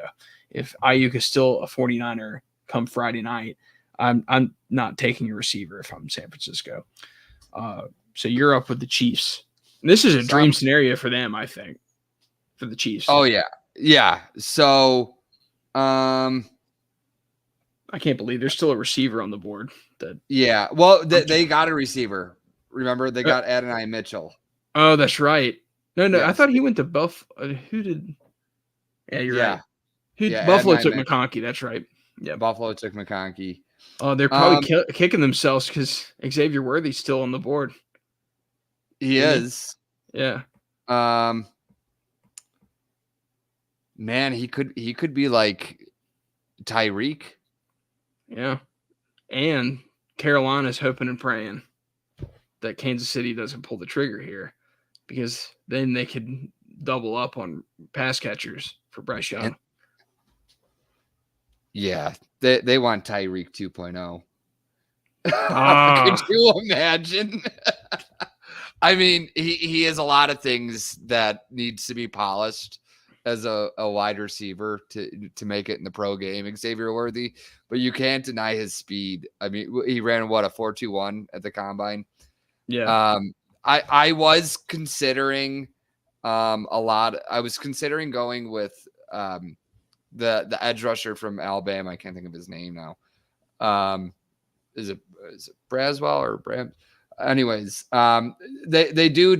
I think they need an edge rusher outside of the who's the Greek kid that they have, Karlaftis, because Mike Dan I don't think is a guy that's really scaring teams, but I also believe a lot in Steve Spags on defense. I think he'll get his guys playing as good as he can. And even though they lost arguably their best defender, I think they'll pick it up right where they left off. Or not right where they left off, but I don't think the drop off will be major. Xavier Worthy, though, he is a guy that they can line up all the receivers in different places. They'd be so versatile. Like all three of them can do everything. That's a really great, dynamic group. Yeah, and I think the idea that somebody said recently, which is I didn't even think about this, but the Chiefs have won both Super Bowls since they traded Tyreek Hill. So like now you're adding a guy that I'm not saying Xavier Worthy is going to be Tyreek Hill again. But he brings that threat though that you have to respect. He brings the threat that you have to respect. And they won 2 Super Bowls where Kadarius Toney was getting a lot of snaps throughout the year. Rashee Rice only came on big at the end of the season. Like now you give them a chance to like replenish their receiver group. Man, I think that would be really dangerous. Yeah. So Carolina, they have holes. They have holes everywhere. I would have wanted Xavier Worthy just to give Bryce Young another downfield weapon here. But they have other needs, and I think we have kind of seen the run on receivers. Mm-hmm. But you know what? F it. I want more help for Bryce Young. I'm going to do it again. Keep the boy in Carolina. No. And this was the Carolina fans will just get so mad when this happens because everybody's like Xavier Legette or Tez Walker. Malachi Corley. Yeah, there you go. I'm going him. Little Debo. Yep. If you want to make Bryce Young's life easier, stop making him try to throw, darts to the outside of the field. Yeah. Just get the ball in playmakers' hands and let the playmakers make plays. So what Malachi Corley is so interesting. I know I have his profile because I can find it pretty easily. I want to show his because he was special when it came to his yards per route run, because his ADOT was one of the lowest in the entire country. His ADOT was only 5.5 yards. Oh my God. Quarterback couldn't throw the ball. And he's a converted running back. So what I love about him is that you don't necessarily have to play him all of his snaps at receiver. This covers 2 holes in your roster because you could play him as a running back on some snaps too, because they don't have a great running back room. They have Miles Sanders and Chuba Hubbard. So what I'm thinking you could do is use him for like 10, 20% of his snaps, line him up in the backfield and let him make plays. He has good size, 5'11", 210, but the thing is he can also line up out wide. I think he has some ability to actually make plays downfield, but you're playing for Western Kentucky. Your quarterback's probably not up to snuff. Bryce Young has the pedigree. Let Malachi Corley just get the ball in his hands. And the fact that he had a 2.78 yards per route run and he's running screen passes essentially, it means he's earning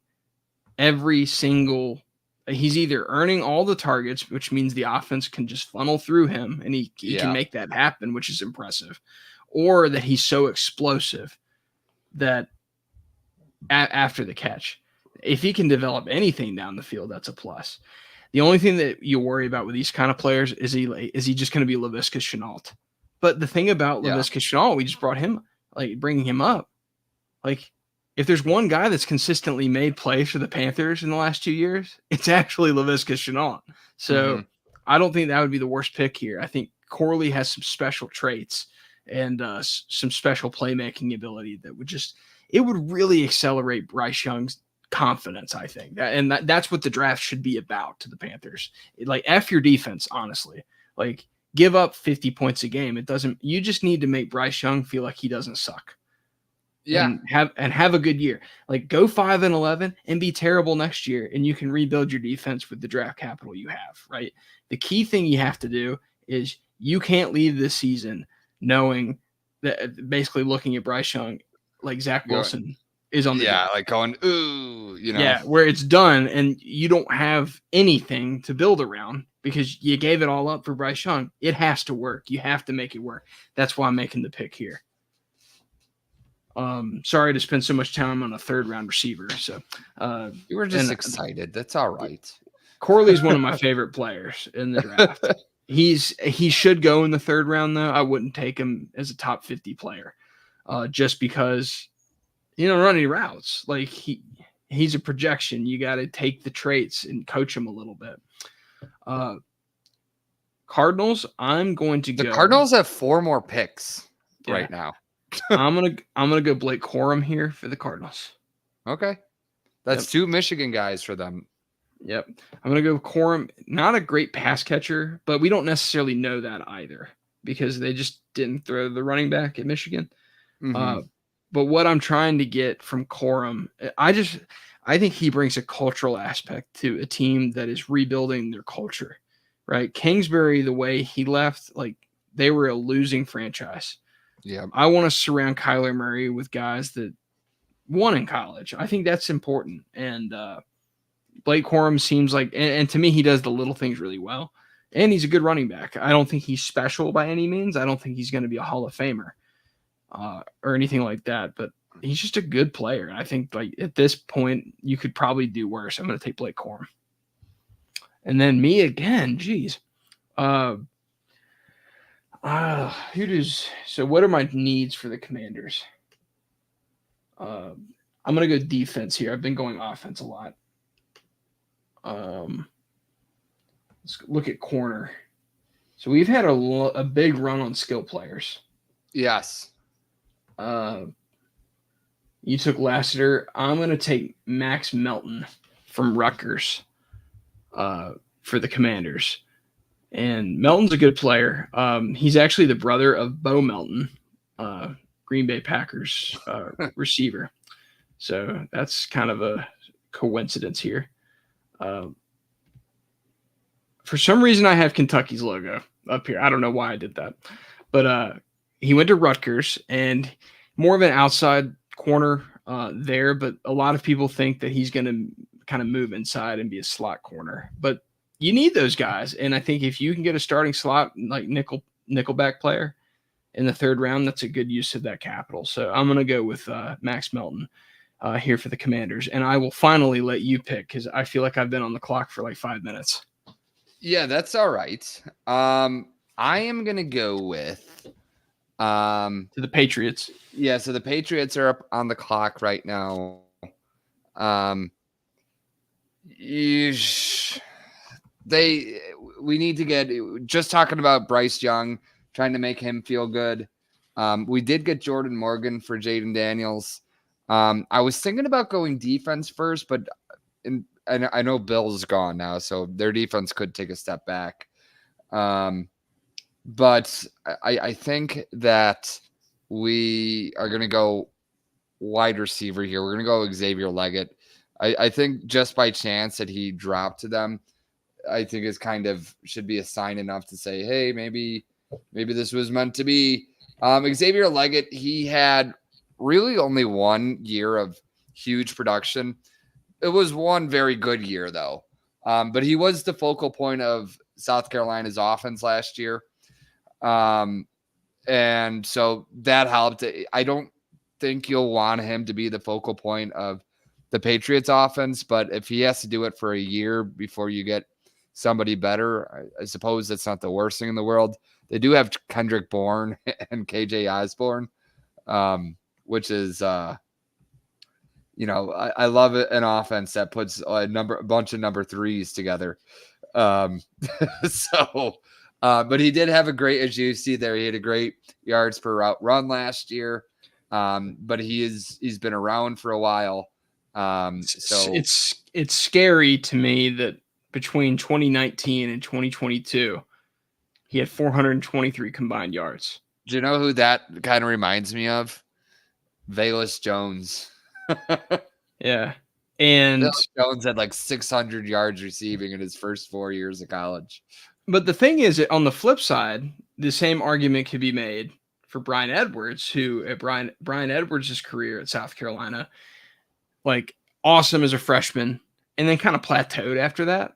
And all the analytical people loved Brian Edwards because he's like, look he had a standout true freshman season, like breakout age of 17 years old. Yeah. And then he ain't done crap. Like he got drafted by the Raiders, didn't do anything. He had that one big game on Monday Night Football against the Ravens where he had like 90 yards on one drive. But other than that Xavier Leggett, like if you want to look at his profile in 2023, he's one of the best receivers in the draft.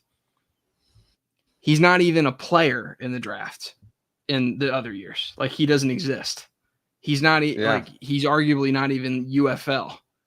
Like it's a very unique kind of seesaw with him because like I love him and then I don't love him, or really I love him or I hate him. Like it's not.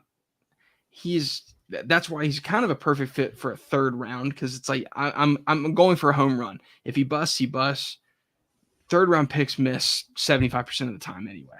So I would rather take the traits, and he has those traits. He is so physical, and he is just a natural contested catch guy. He's a good, especially like Jaden Daniels can make a lot of those throws. So in we have Jaden Daniels going to the Patriots, right? Yes, we did. Yeah, so Jaden Daniels is really good at these kind of tight window throws, like he was at LSU. Brian Thomas and Malik Neighbors made a lot of contested catches. He can make the throws. So I think this is a good fit for Leggett and probably an appropriate area for him to go. I don't think he should not go in the top 50. If he does, I think that's a very risky proposition because, I think he's a coin flip kind of player. He could be good. He could be completely invisible. I don't know. And he could very well bust and be out of the league in a couple of years. Yeah. And so then I'm back on Chargers the board with the Chargers. I'm gonna go with Rook. Yeah, we're almost there. Rook or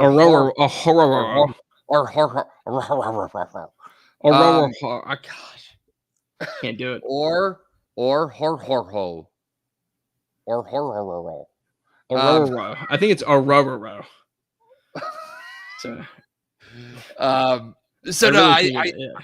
I think we've done a lot. Well, the Chargers have done a lot to, not just the Chargers have done a lot to build up their offense. We got them Joe Alt. We got them. Who did I draft them earlier? Ricky Pearsall.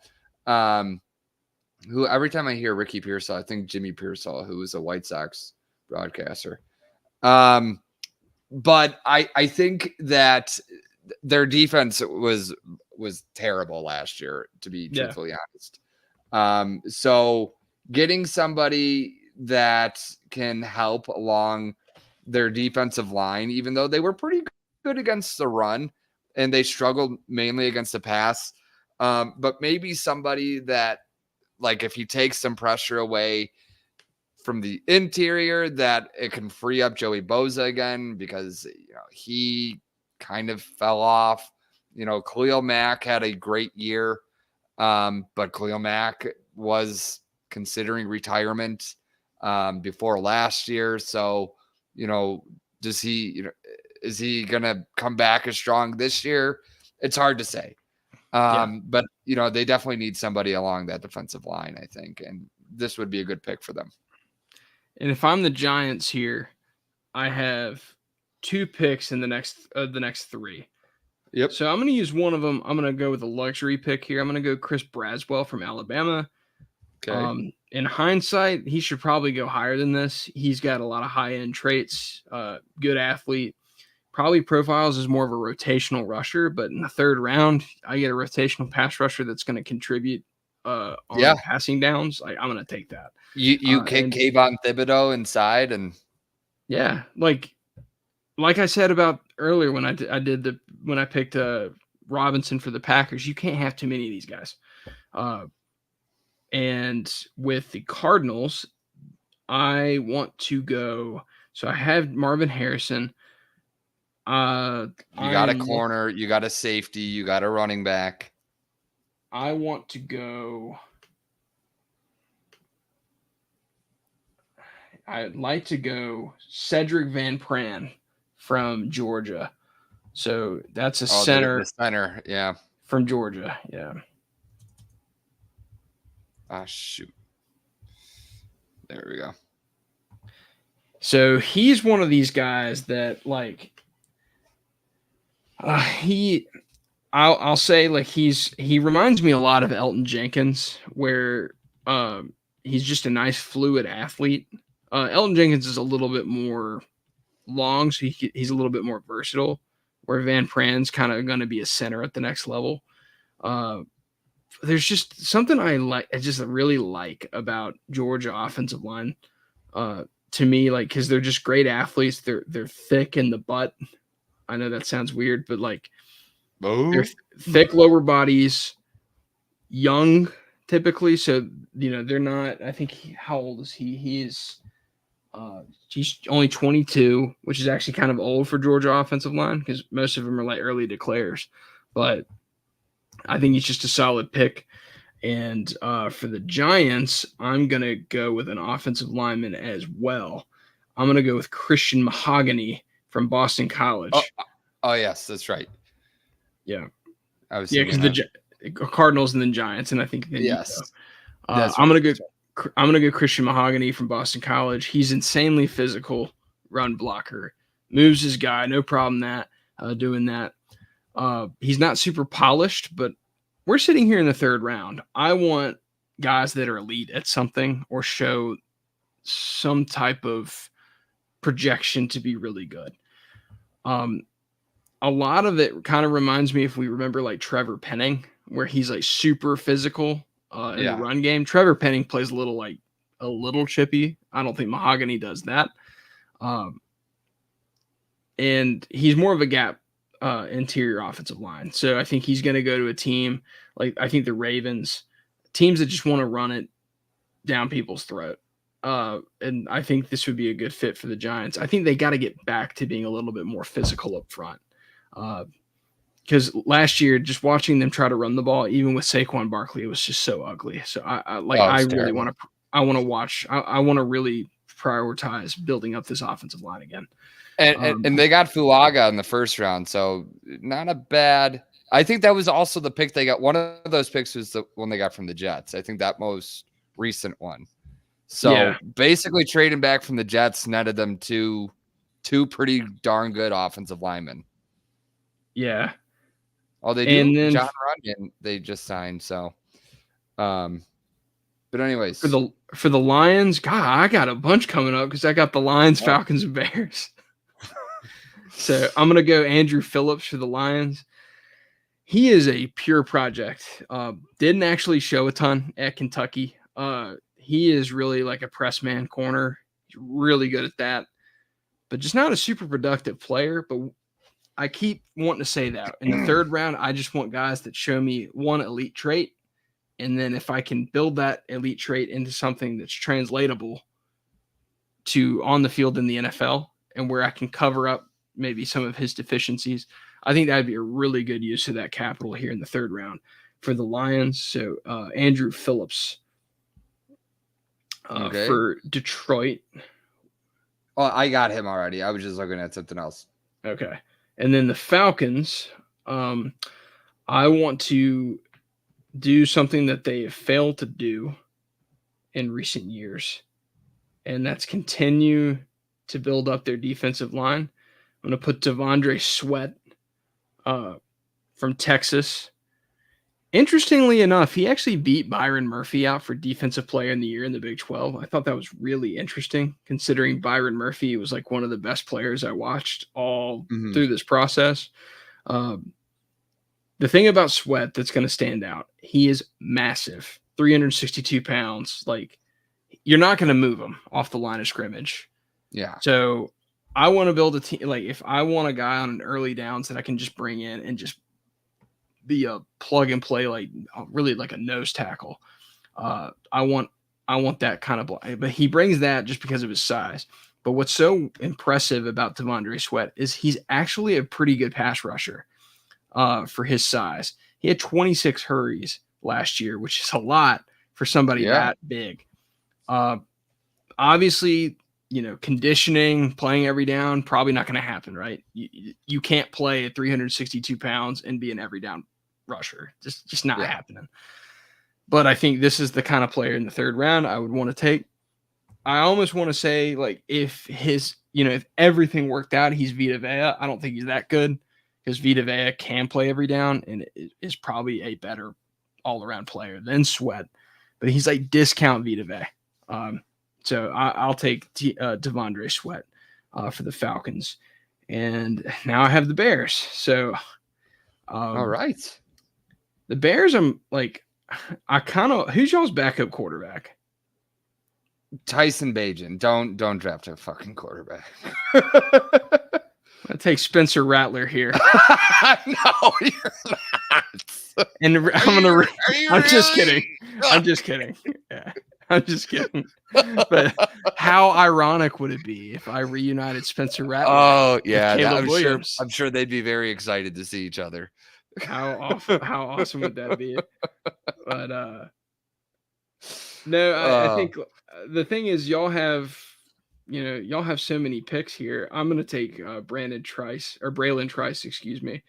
Just an edge rusher, plays with a really high motor, high effort player, and I think kind of builds your identity on defense a little bit. So I'll take Braylon Trice here. And I think you're finally back on the clock. I think that was like 7 straight picks for me. No, I like the Braylon Trice. I would have gone with Marshawn Newland. But yeah, they definitely at that point of the draft. Spencer Rattler. They would. I think the Bears at that point need an edge rusher. They would have built up their offense pretty well at that point. Actually, around then, the Bears might be considering trading back just to net some more picks. But honestly, teams throw around picks like their dimes on day 3. So they might be able to trade back 122 and get a lot. So and the one thing I'll say to our viewers that watch this after we're done is we know there's actual trading on day 2. These picks will be moved, but for the sake of not making this a 5-hour show, we decided not to. Unless you want it to. No. Yeah. So I want to go to bed tonight. Denver is. I haven't even eaten dinner yet. I have Portillo's to eat for anybody who's in Chicago listening. So Denver's on the board right now. Denver got their quarterback. They got a wide receiver, not through the draft. They got a wide receiver through trading with Brandon Ayuk. What defense does Denver run? Do they run a 4-3? Who's Or a their 3? defensive coordinator now?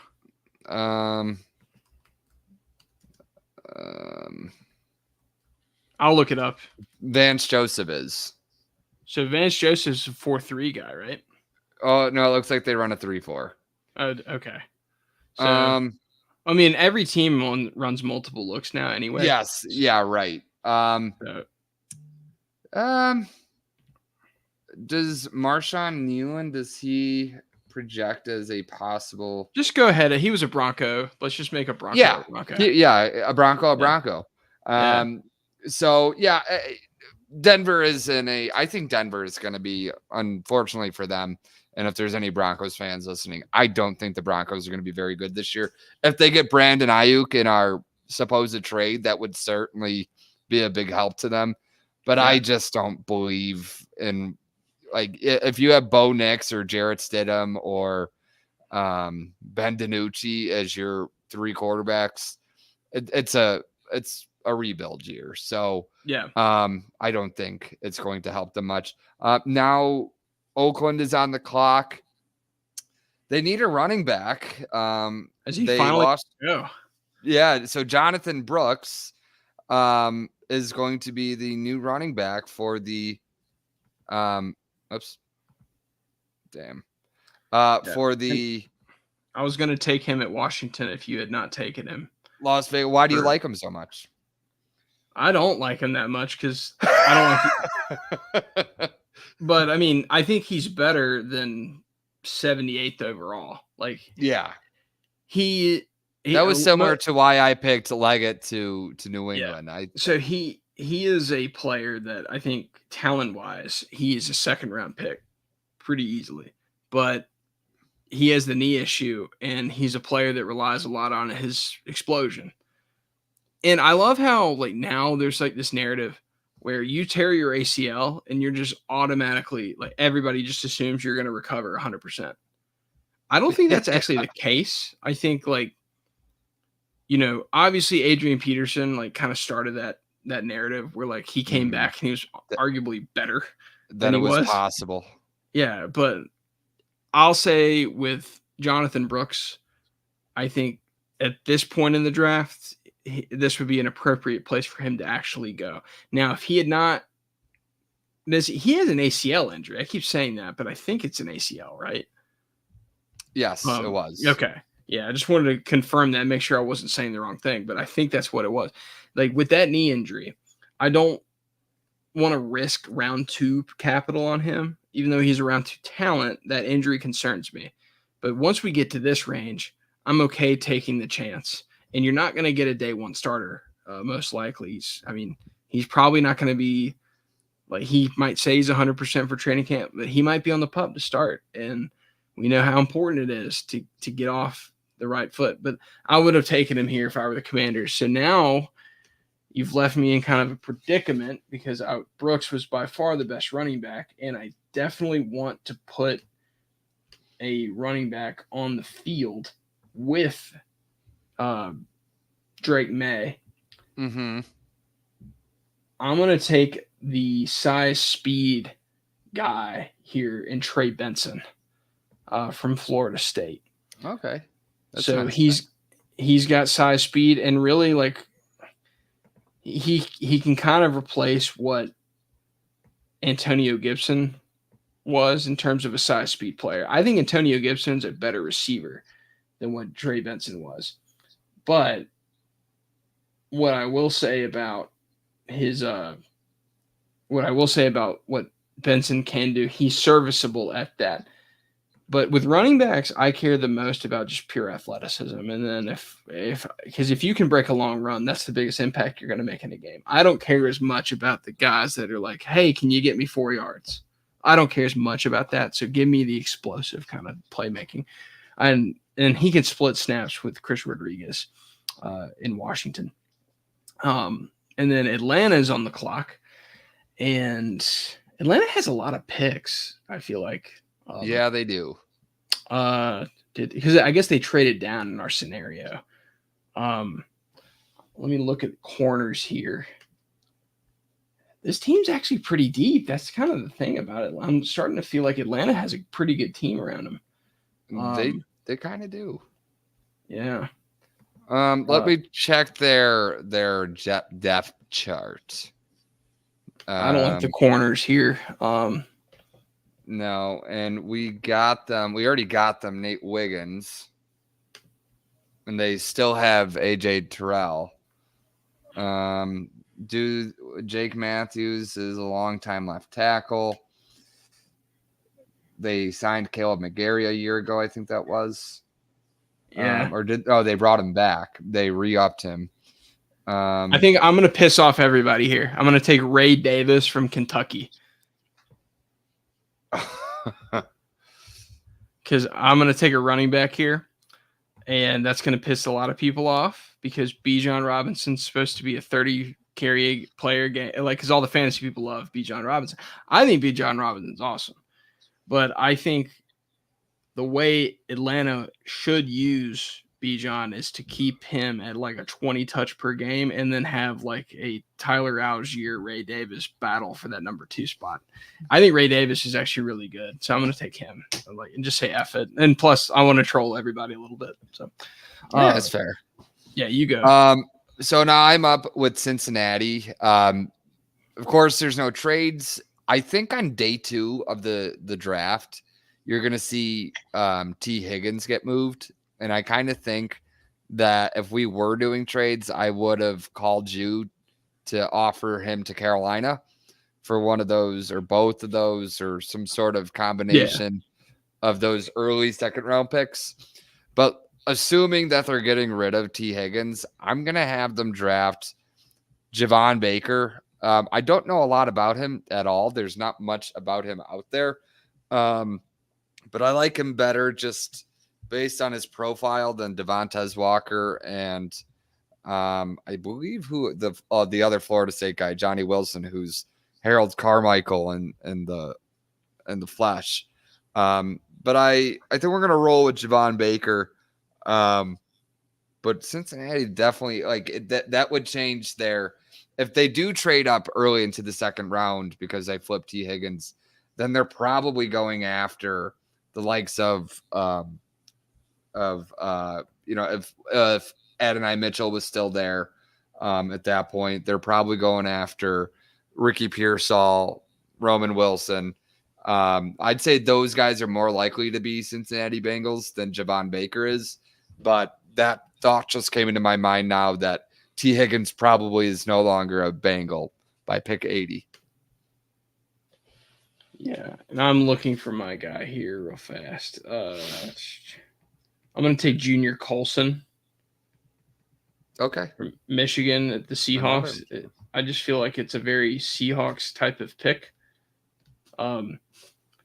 He's a good fundamental linebacker, doesn't make a ton of mistakes. He's just a good tackler. He's somebody you can just plug and play immediately into that linebacker spot. Interesting, he was a soccer player, and I always find that is a very underrated sport. Like, you know how a lot of people say, like, great tight ends were basketball players because they high point. Defensive players, I love to see if they played soccer. Like, Ndamukong Suh was a soccer player in high school. And the reason I like soccer players so much is because their feet are so quick. Because they just have natural quickness in their feet. And that translates so well to playing defense. So I love seeing that. And this is such a Seahawks type pick where third round, they're just going to plug and play and like have a guy that can immediately contribute on the defensive side of the ball. And I think it's a Ravens and a Seahawks type, like Seahawks front office, Ravens with Mike McDonald. Like I just like that move for them. So I'm going to go Junior Colson here to the Seahawks. So you're next with the Colts. Yeah, so I have the Colts. I'm thinking I'd like for the Colts to we kind of got them what they needed in terms of their skill position. They got Cooper DeJean. I got them Jalen Polk. Obviously here it says they don't have any more needs that they have listed, but I'm going to actually draft them somebody that may become a need over time. Mason McCormick to play guard for them. He is from South Dakota. He shouldn't be that far down. He's South Dakota State. There he is at 95. Yeah. Their interior is good, but they're long in the tooth. And so I think they might need somebody. I mean, a top one. You don't want to put like a pick 199 backing up Quentin Nelson or backing up Ryan Kelly. So I like the idea of adding a looks like a Colts lineman, a top 100 guard to their offensive line there. Yeah, and interestingly, he played every career snap at left guard specifically. He didn't really move around a ton, but he was pretty much the best guard in college football at the FCS level, or best offensive lineman. Thing that always you worry about with FCS guys is the jumping competition. Yeah, we talked about speed, it with Kyron. The size. The speed is so much different. It's a big jump for even SEC guys, but the jump is just gigantic from South Dakota State to the NFL. So that's the only thing you really, but in terms of grades, if you look at his PFF stuff, he's awesome. So, he's a guy that you just expect to come in and contribute pretty soon after. The Rams, I'm going to take Jerry Jones from Florida State. Sorry, I confused him for a second. Mostly just an outside corner at Mississippi State, but once they moved him over to Florida State, he became one of the best defensive backs in college football. 25.3 passer rating against in 2023, which is just absurd. He's a great man-to-man player, so there's specific roles that you want him to play. So keeping he's not that great at zone defense, which is 60 to 70% of the snaps you're going to play in the NFL. And that's why he's at round 3 and not going round 1. If he were better at the zone, I think he'd be a lot higher. He's a good athlete, but not great. But he's really good at one specific thing. So those are the kind of guys we want in round 3. And you have the next 3, it looks like. Yeah. The Dolphins do not pick because they forfeited their pick. So let's go with Hunter Nourzad to be our center. Nate Herbig is the center for, I think he used to play with the Jets. He's the center right now in Pittsburgh. We talked earlier about how they didn't really do anything to help out their offensive line and free agency. He played mainly center last year, but he's played really all over the offensive line. As you can see there, he played at left guard. He played some left tackle. He played a lot of right tackle.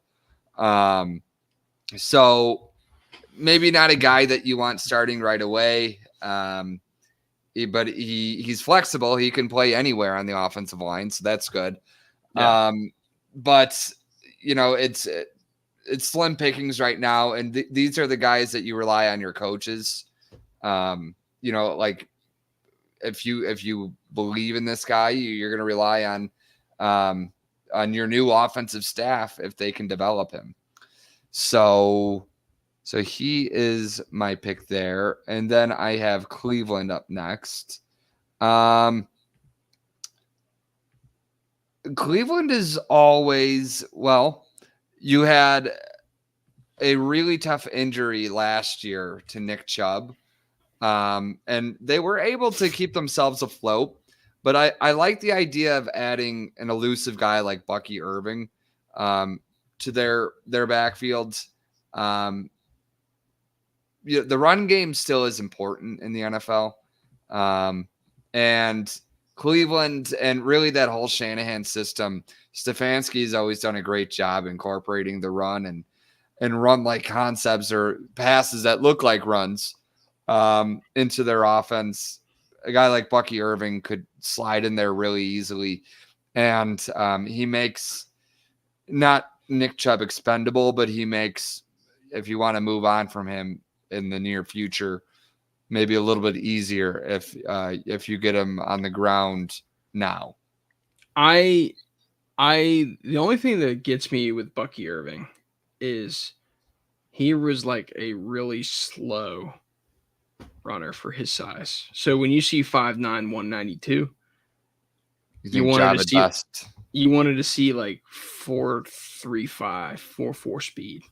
Yeah. And I think he was like a 4.56, maybe even close to a 4.6. And that's not what we're looking for. So that's probably why he's going this low. I think he could be a day three kind of guy, but everything else about him is awesome. Like he was physical. Like if you watch him on tape, he's a physical runner for his size. He's like for 192, he's got a lot of yards after contact, but he's elusive. He's hard to tackle, catches passes. He's explosive, even though he didn't run fast. Like it's kind of, and he was in an offense that asked him to do a lot. So the only thing that's not to like is he didn't test, which is always important for running backs. But Kyren Williams maybe changed some opinions on that. So we'll see, because Kyren Williams was awesome last year, and he was like a 4.7 guy at coming out of Notre Dame. Like that's really slow for a skill player. That's like tight ends are running 4.7s, and Kyren Williams did it at 195. So that'll be interesting to see with Bucky Irving. So now you have the Texans on the clock. Yeah, so I'm going to go with Renardo Green to the Texans. The Texans did sign Jeff Okudah in the offseason, but Jeff Okudah, he's hopped around the league ever since going in the top 5, and I think it was pretty ridiculous then, and now even in hindsight, it looks even worse. Don't know a heck of a lot about Renardo Green again, but as we've talked about already, Houston's done a great job building up their team. They're kind of in a position right now where they can work with a guy like Renardo Green, and if he's not ready right away, they have an incredible front seven that they built up really this year, and the offense I think is going to be lighting the scoreboard on fire, which will bring the secondary under a lot of pressure. But as I said, it helps to have those guys in front of them. Yeah. The Cowboys, I'll kind of try and speed it up. I'm going to piss off a lot of 49ers fans. I'm going to take Jerry Rice's son to play for the Cowboys. They need a receiver. Brandon Rice is interesting because not a great contested catch player, but very efficient otherwise. And he's very nuanced. He just knows how to find holes in the zone, runs good routes. Sound familiar? I think it does, because Jerry Rice was not a burner. Everybody thinks like he was. It's like Jerry Rice wasn't really that fast.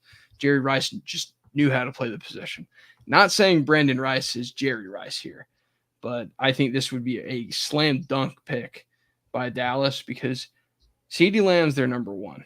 There's no doubt about that, but they need somebody consistent on the other side of the ball. Jalen Tolbert, complete whiff from South Alabama 2 years ago. You had Michael Gallup, has not been the same type of player, and then Brandon Cooks is like 37 years old. Not really, but he's older. So I like this pick for Dallas here, Brandon Rice. Now you're back up with the Bengals. I am. So I'm going to draft. The Bengals are in need of a tight end. I'm going to draft Ben Sinnott from. I do not have his card, so I cannot find that one. That's okay. The Bengals did sign Mike Gesicki in the offseason. Gesicki is more of your receiving type tight end, your move tight end. Ben Sinnott he does bring some athleticism.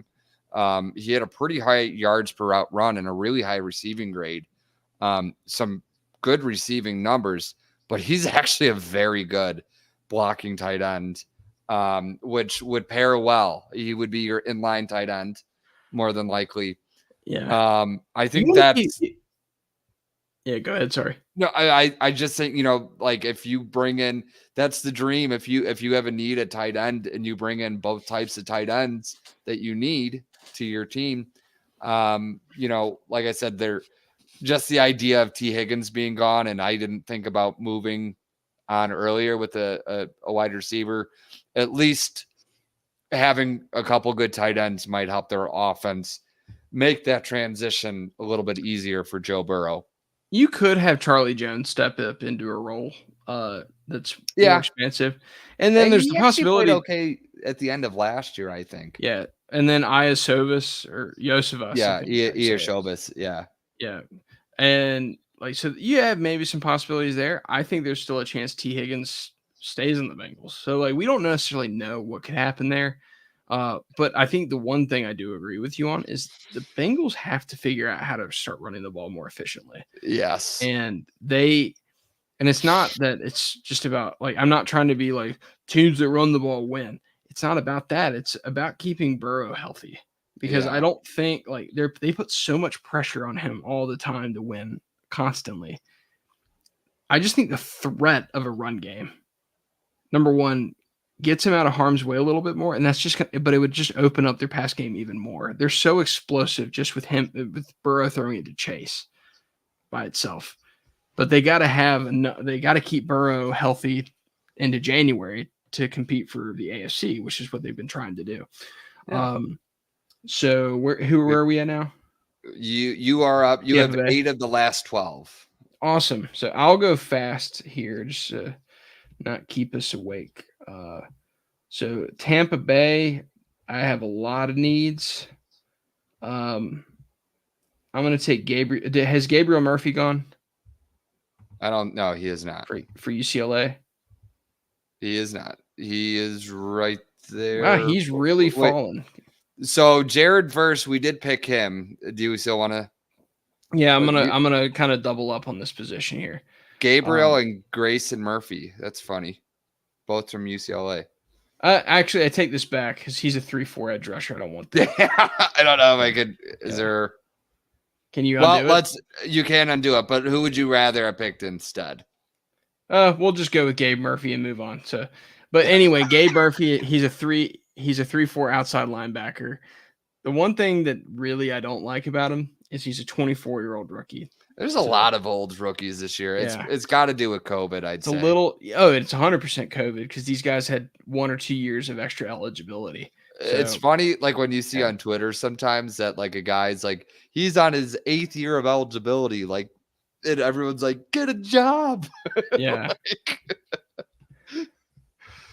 I think for the Cardinals, I want to take. I'm going to take Austin Booker.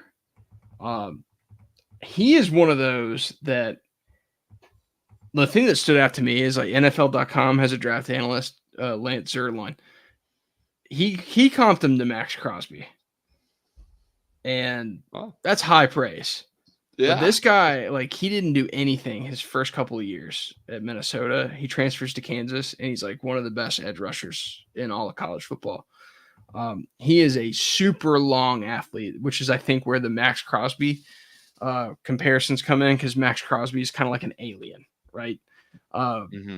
So I think, honestly, like thinking back, Austin Booker probably should have gone already, but yeah, I'm sure the Cardinals would love to take him and build their defense around him.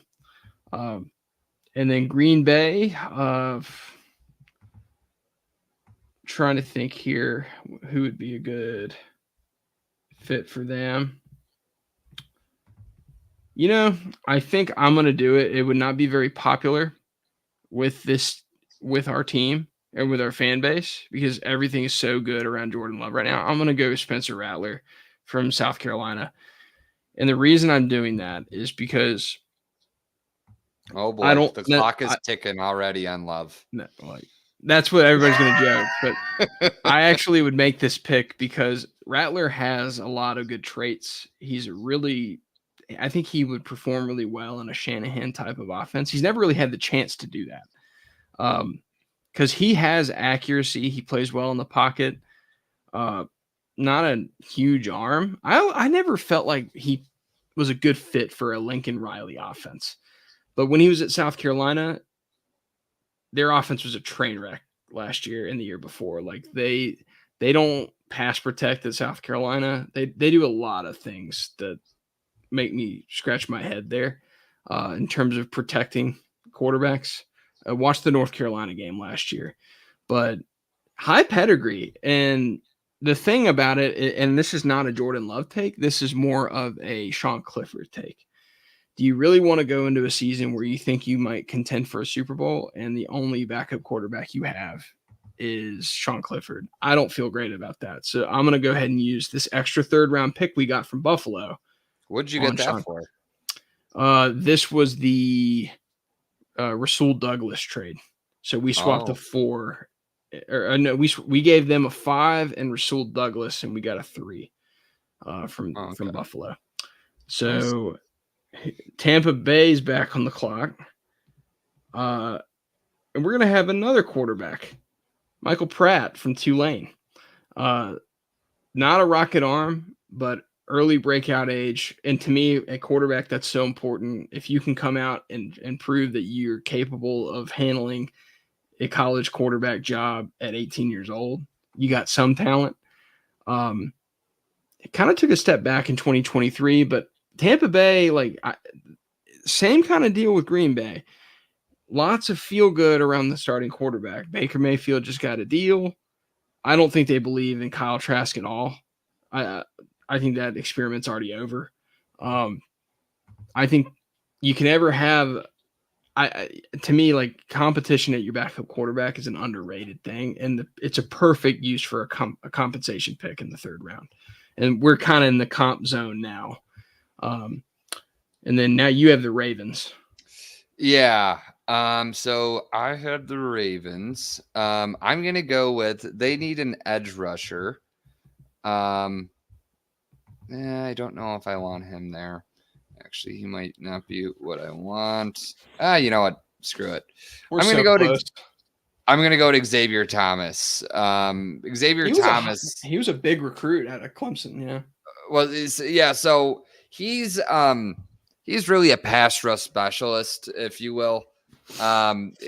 He's not really good against the run at all. He doesn't have the greatest size in the world. He's 6'2", 255. I think that's going to fit well as a stand-up outside linebacker. But he had like a 17% true pass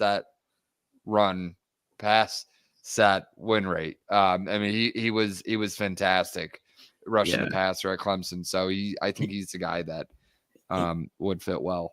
He was one of the nation's top recruits coming out of high school, but he kind of underwhelmed at Clemson. He just never lived up to his billing, and that's happened a lot at Clemson, like where they had DJ Uiagalelei or whatever, however you say his name, Oogie Boogie. Yeah, he I used to think it was ukulele, and I thought that was awesome. Ukulele, Oogie Boogie. Yeah, so it's Oogie Gongagale. I can't say it. The announcers that do say it that say it correctly, like hats off to you. But he was very disappointing, and just like a lot of other Clemson guys lately, and that's why Clemson's kind of been down as of late. So I have the 49ers, and I'm going to take a high-end athlete in Patrick Paul from Houston. Okay. So. By the way, grandson of a former Nigerian president, which is just bizarre. He's got a brother in the NFL too. I forgot to mention that. But they're kind of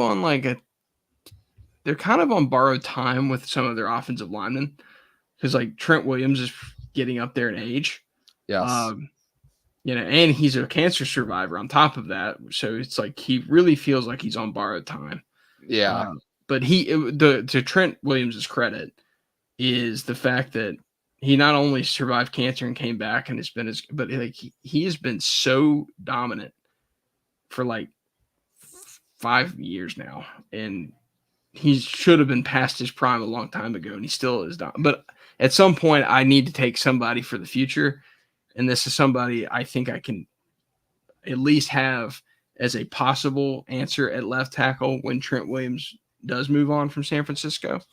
But it's that size you can't teach, 6'7", 315. Like, you're never going to find that. Like, so I'm going to take the traits here for San Francisco.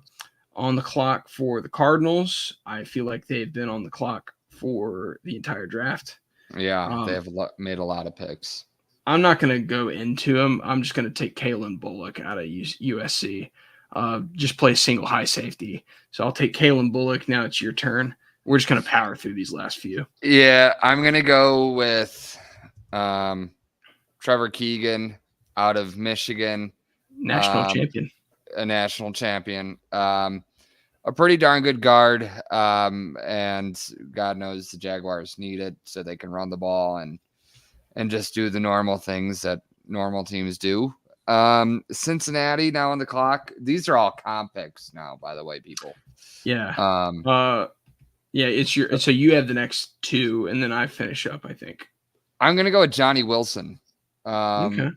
Yeah, so this would probably be more of your T. Higgins replacement if he does actually go. Obviously, T. Higgins doesn't have Wilson's incredible size, but he's lengthy like Higgins, and so I think maybe that's where they want to go. I feel like that's the only redeeming quality about Johnny Wilson. Yeah. Like, I mean, go ahead. Yeah, he just didn't do anything at Florida State that made me go, wow, but it's his size. It's like you can't teach 6'6", 231. No. Like, that's just ridiculous. He could be a tight end. I'm going to go with Kyrie Jackson to be a corner for the Pittsburgh Steelers. We're sorry, everybody, that we're running through this, but if you're still listening or watching, thank you. Yeah, because I'm even ready to go to bed. Now you're up. You have the last two. Okay, so... And then we'll take a quick intermission, and we'll start the fourth round in 10 minutes. Okay, yeah, sounds good. Say, where did Steven go? Steven? I'm going to take Dadrian Taylor Demerson, which is one of my favorite names. You made that up. Demerson or Emerson? I think it's Demerson. Well, I see him. Yeah. Yeah, that's his name. So it's just Dadrian Taylor. Like, I kept fumbling that yesterday when I was writing it. But versatile, he's a little small for a safety, but he's really a slot corner, I think, is what he's going to end up playing in the league for the Rams. And then the Commanders, I'm going to take Michael Hall from Ohio State. We probably should have drafted one of these other offensive linemen for the Commanders. Yeah. Well, I think we took one already. We took one right tackle, but they I earned 2 rewards. All right. So cool. Anyway, Michael Hall is an undersized kind of interior defensive line. Doesn't actually get to 300 pounds, but he's really got good hands. And I think he's got good active hands. And what I think they can do is probably rotate him in and as a depth piece behind Jonathan Allen and Daron Payne. So, but yeah, with that, we finally finished the third round. 2 hours and 23 minutes. We just did like 70 something picks, I think. Yeah. Or it was 68 picks, I guess, was the total. That's how we're going to feel next Friday night by the end of this. But it'll be more fun because we have a little bit more time to talk. And it's going to be definitely more relaxed. We're not going to be like trying to analyze everything in the moment. And the purpose too of this exercise for us was to prepare for the draft special next week, to like test all of our, like my setup. I have a laptop here to my left and then this main one. My thing didn't break down this week. Yeah, your internet didn't break down, so it'll probably break down around 1 next week. And then are you the one watching right now on YouTube, by the way? Probably, yeah. Okay. And so then. yeah, so But what's weird is we get viewers after the fact. But Yeah. the last thing we'll say this though is the reason we did this live stream is to prepare us so that way Neil and I got each other's opinion, so we'll have more of a nuanced take next week when these guys actually get picked by their real teams. So that was kind of the goal, and it's really just an exercise. So hopefully you took some value in this if you stuck around for 2.5 hours. But with that, we're going to sign off, and we will see you all next Thursday at 7:30 Eastern time. Have a good night.